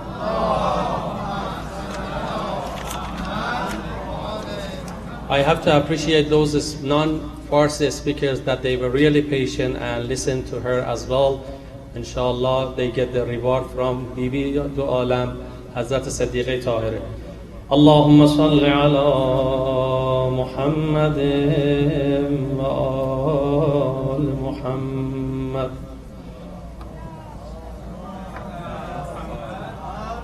صلى الله عليك يا مولاي يا أبا عبد الله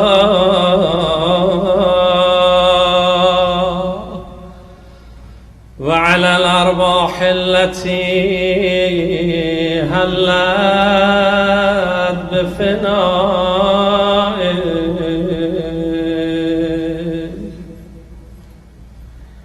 عليك مني سلام الله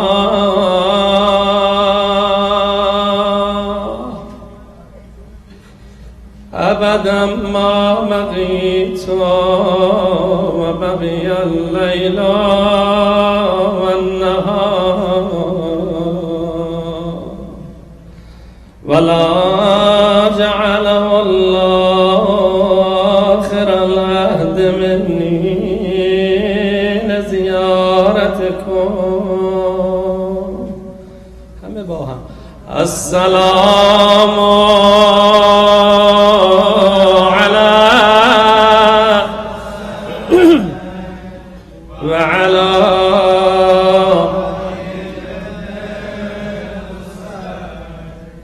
و علی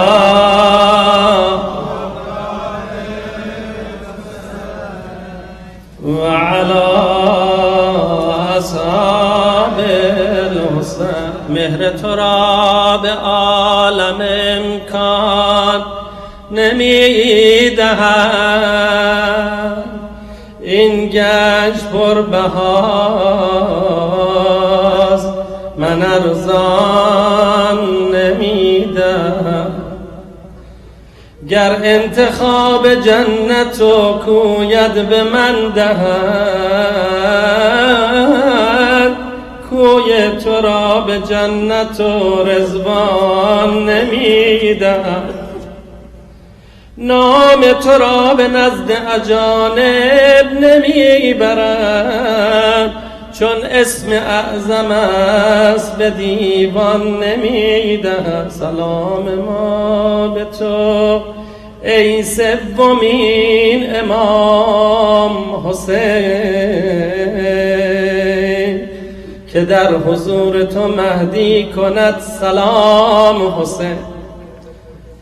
سلام بر تو که در زیر تیغ با لب خشک برای شیعه فرستاده ای پیام حسین. سلام بر تو و آن قطره های خون سرت که ریخ روی زمین در مسیر شام حسین. صفا داره سینه زنی شبای جام کربلا توی حرم، حالی داره روز خونی گریه پایین پای ارباب کرم. شفا حسین دوا حسین، هر بل و مربه من صفا حسین.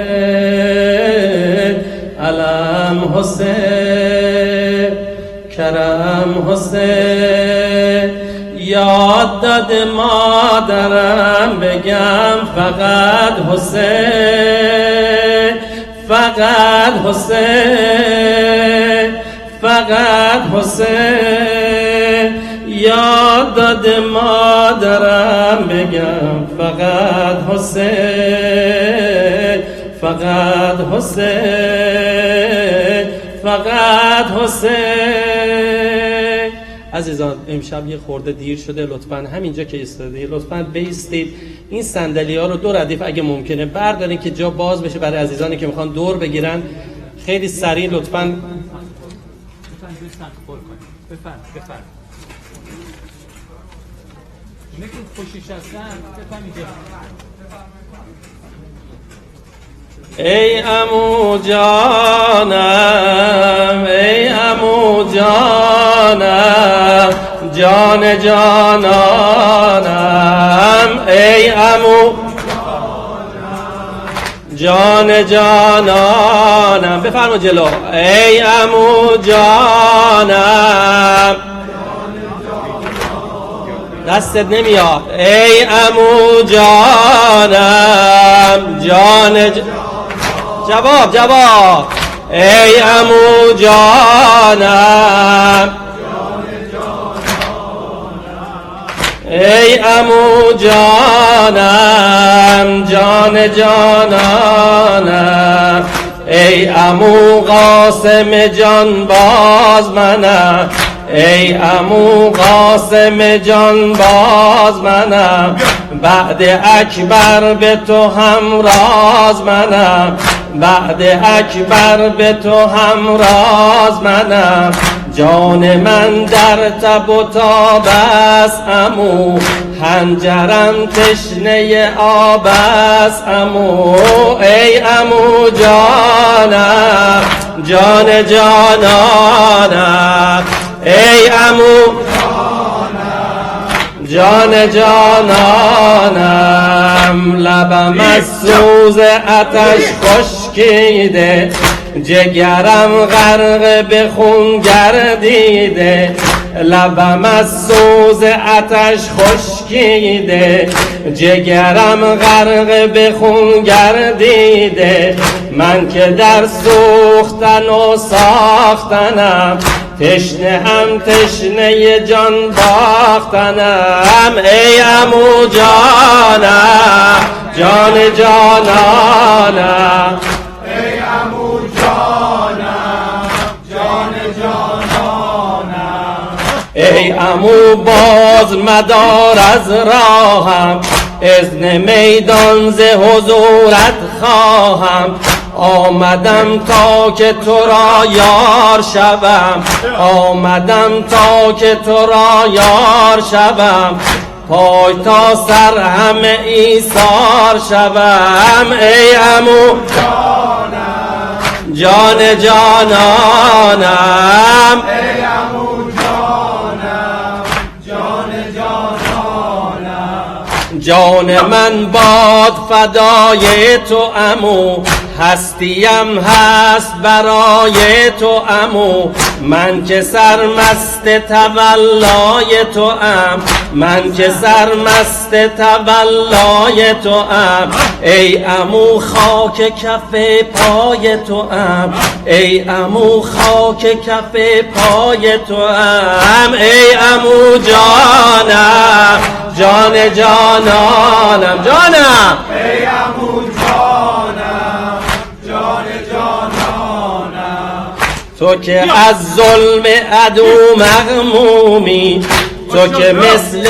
پدرم مظلومی، شور عشق تو بود در سر من، سپر تیر غمت پیکر من، ای عمو جانم، جان جانانم، ای عمو جانم، جان جانانم، گر شکوفا شده در این چمنم، گلی از گلشن باغ حسنم، آبی از جام بقا می خواهم، در ره عشق بلا می خواهم، اینک از آتش خود آبم کن، وزمه عشق تو سیرابم کن، چون حسین این همه شور از او دید، بهر ایثار سرور از او دید، ای عمو جانم، جان جانانم، ای عمو جانم، جان جانانم، گفت زیبا گل باغ حسنم، گفت زیبا گل باغ حسنم، برو ای لاله سرخ چمنم، برو ای لاله سرخ چمنم، لطف معبود نگهدار تو باد، قاسمم دست خدا یار تو باد. ای عمو جانم جان جانانم، ای عمو جانم جان جانانم، شیعتی مهما شربتم شیعتی مهما شربتم عاد بماء فاذكروني شيعتي مهما شربتم عاد بماء فاذكروني فاندبوني صارخينا وحسينا وحسين وحسينا وحسينا وحسين وحسينا وحسين، شيعتي مهما شربتم عاد بماء فاذكروني فاندبوني صارخينا وحسينا وحسينا وحسينا وحسين وحسينا وحسين، أو سمعتم بقتيل أو شهيد فاندبوني أو سمعتم بقتيل أو شهيد نادبوني قاطعوا مني الوتينا يا حسينا وحسينا يا حسينا وحسينا وحسينا وحسينا يا حسينا وحسينا، فأنا السبط الذي من غير جرح قتلوني فأنا السبط الذي من غير جرم قتلوني وبحق عارفين وحسينا وحسين وحسينا وحسين وحسينا وحسين وحسينا وحسين، وبجرد الخيل بعد القتل عمدا سحقوني وبجرد الخيل بعد القتل عمدا سحقوني دون حام ومعينا وحسينا وحسين وحسينا وحسين وحسينا وحسين وحسينا وحسين، بس که میدان رفتن تو بر اموکت مشکلم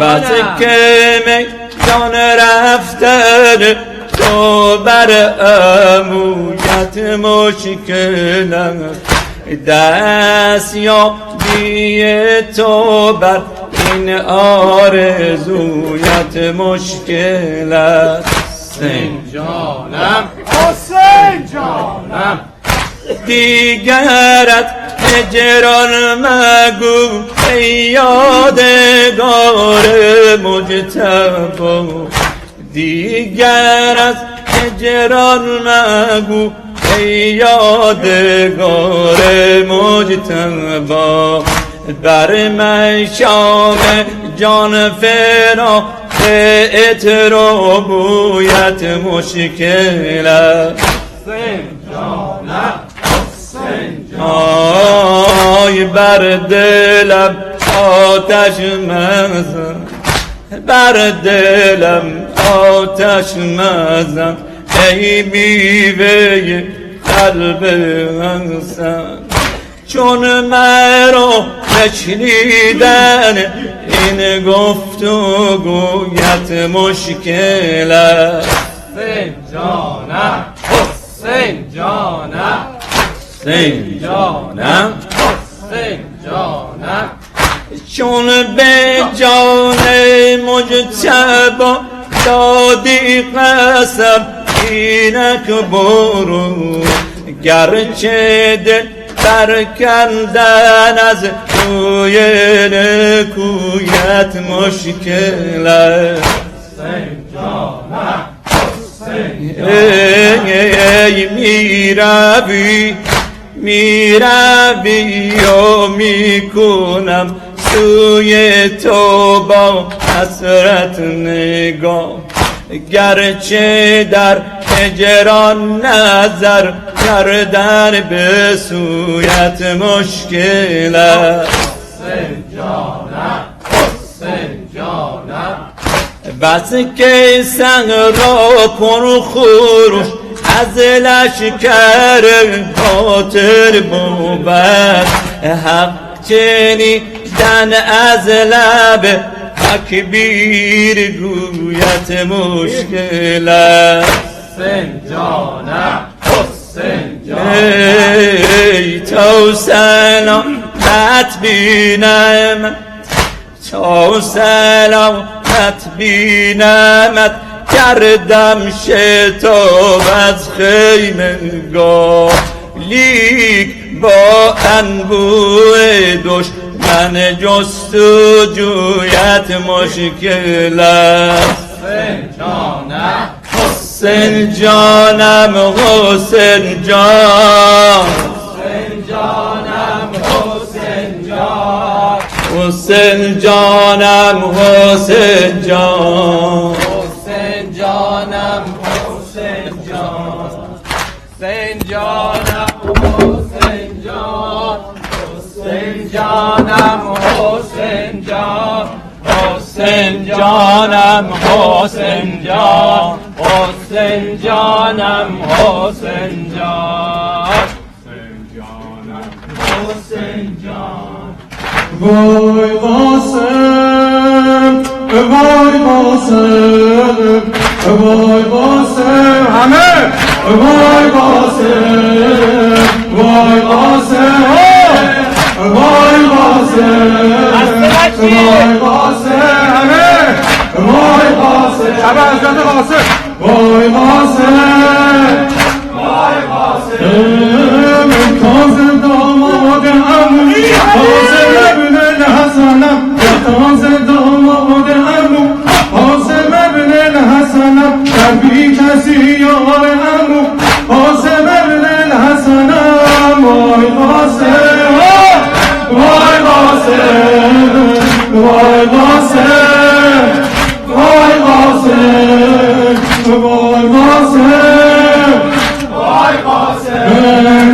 ای عمو من پسر فاتح جنگ جمالم، ای عمو من پسر فاتح جنگ جمالم، نوه شیر خدا صافی جامع سلام، داد حق، داد حق، داد حق در ازلم، داد حق تحت قمر سلطنت لم یزلم، عاشق کشته شدن بر سر عهد ازلم، شور شیدایی قاسم بنگر سلطانا، جان چه باشد که به پای تو بریزم جانا. وای قاسم، وای قاسم، وای قاسم، وای قاسم، یه بار دیگه، وای قاسم، وای قاسم، وای قاسم، وای قاسم.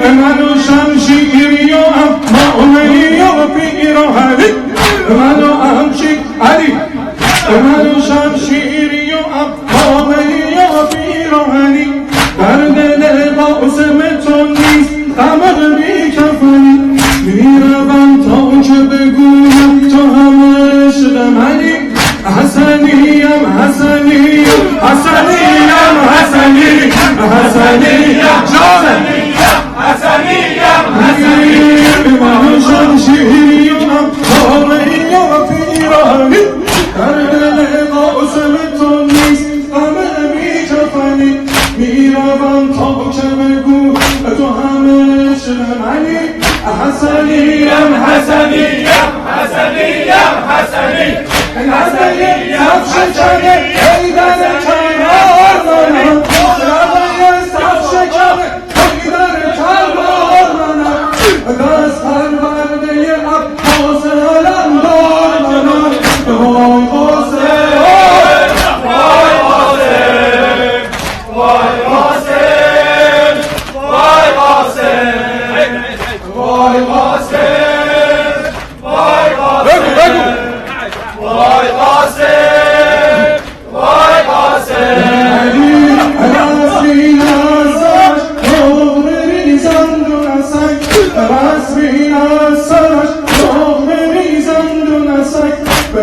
گلدان عجب گرم مراسم شده است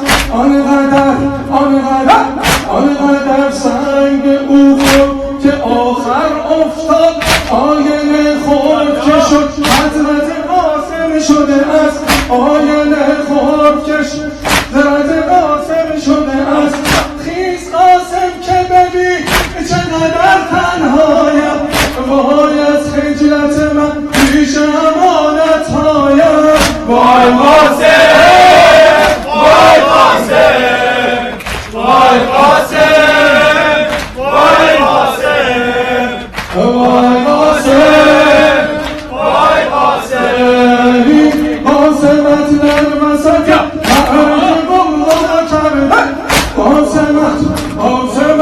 قاسمت در وسط معرض بغضا کرده پدرم لب تشک از گلش ما کرده نیزه ای آمده در سینه من جا کرده روح من عزم سفر طالب زهرا کرده آتن من باز رجز میخوانم میروم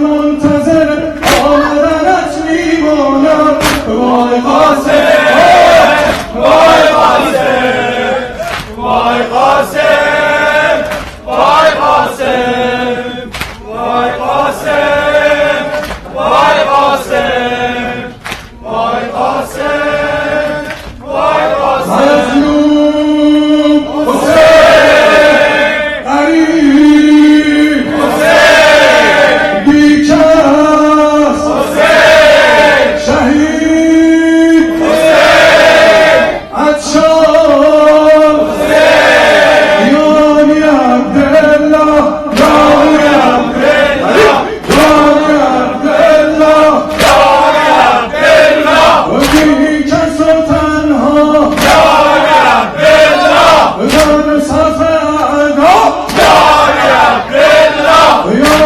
الفاظ یا الفاظ یا الفاظ یا الفاظ ای بر من شاه من میرسم هر لحظه بوی کربلا بر من شاه من میرسم هر لحظه بوی کربلا بر دلم برسد به ما آرزوی کربلا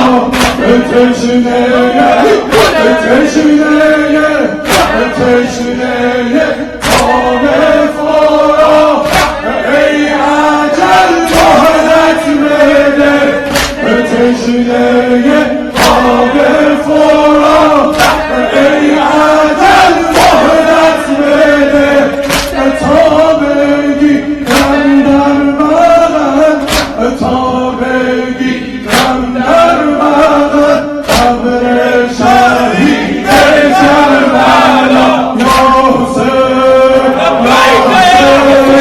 یا حسین یا حسین یا حسین یا حسین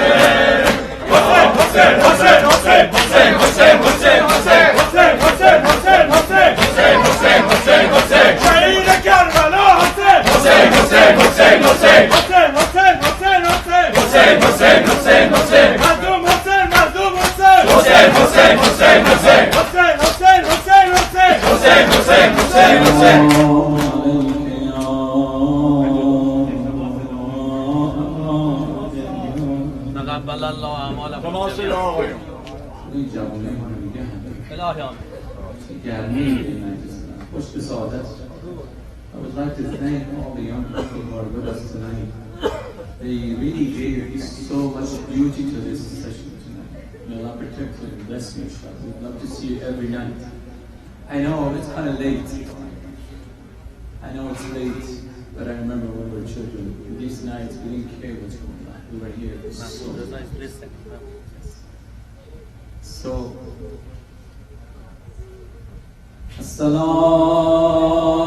السلام عليك يا أبا عبد الله وعلى الأرواح التي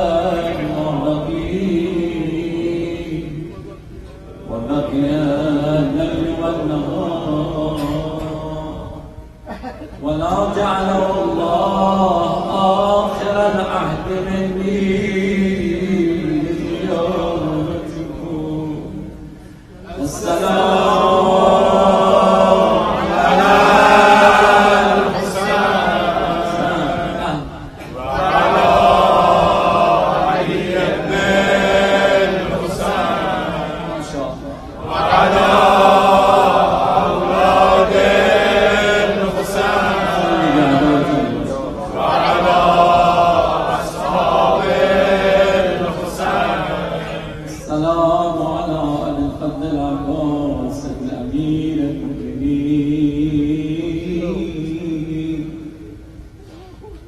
وزينب الكبرى بنت أمير المؤمنين. اللهم إنا نسألك وندعوك باسمك العظيم الأعظم أعز الأجل الأكرم يا الله يا الله يا الله يا الله يا الله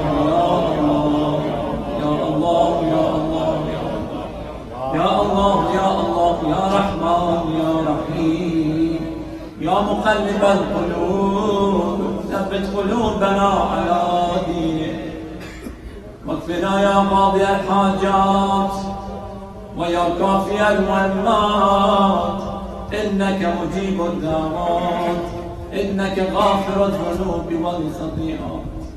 اللهم اغفر لنا ذنوبنا وكفر عنا سيئاتنا وتوفنا مع الأبرار. پروردگار بار الله این جوانان این مجلس و جوانان محبین اهل بیت و تمام مسلمانان جوانان مسلمانان جان خدایا محفوظ بگردان. پروردگار همه ما به راه راست هدایت بفرما. پروردگار بار الله به حق حسین قسمت میدهیم گرفتاران این جمع گرفتاران دنیای اسلام از سایه برطرف بگردان. پروردگار گرفتاران همه جوانان و عزیزان و کسانی که اینجا گرفتاری دارن از سایه حل فصل بفرما. پروردگارا همه ما به راه راست هدایت بفرما. پدر مادر ما ببخش و بیامون. رفتگان این جمع ببخش و بیامون. مریضان اسلام از سایه شفا عنایت بفرما. پروردگارا بار الله همه ما را حسینی بگردان. حب حسین عشق حسین و آل حسین و آل پیامبر در قلب‌های ما بیفزای.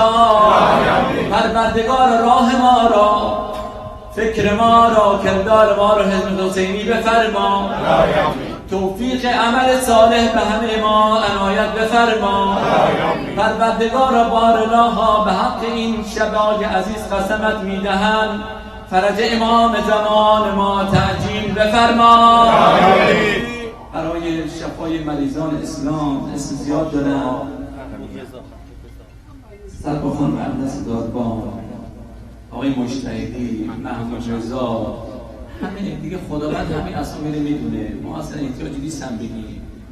خانواده‌ای که اینجا هستن، کسانی که مریض دارن، گرفتاری دارن، به خدا خیلی زنگ میزنن میگن یه امید خیلی زیادی به خدا دارن و به دعای شما.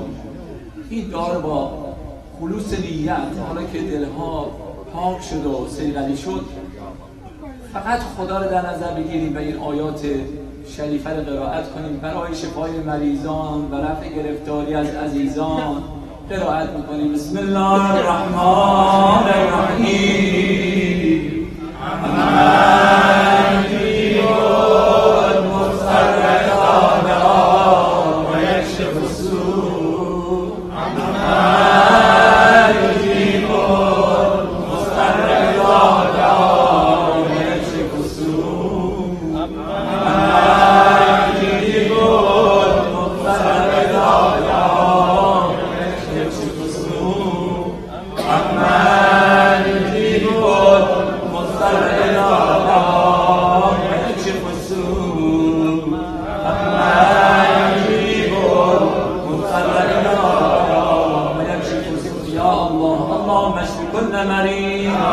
اللهم اشفي مرضانا وارحم موتانا ووفقنا لما تحب وترضى يا رب العالمين. بسم الله الرحمن الرحيم.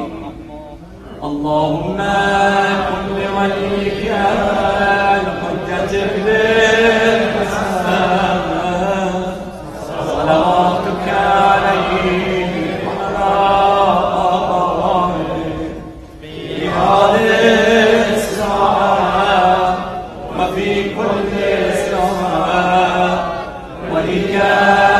وحافظا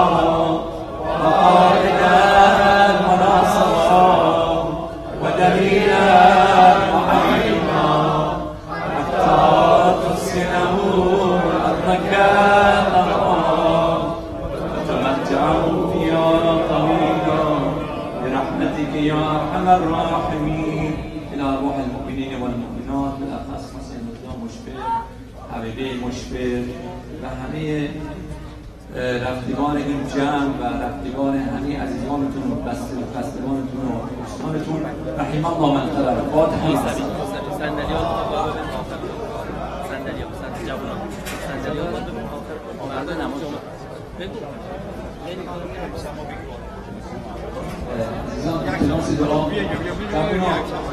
Dear friends, those of you who are under 40 or 50 actually, we have to carry all these chairs and put them all the way to the back. Why? Because tomorrow we have Friday prayer and we're going to need this area. So please don't leave unless you take at least one chair. Thank you.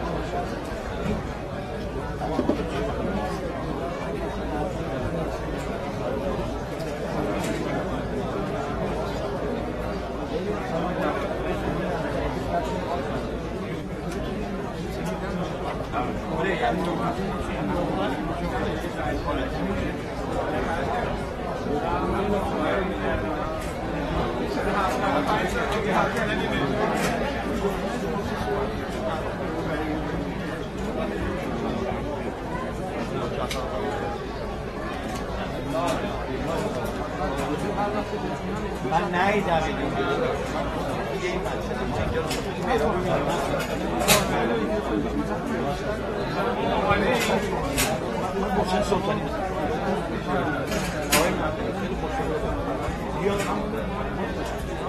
آره حالا من داری چیزی داری که بدیم واسه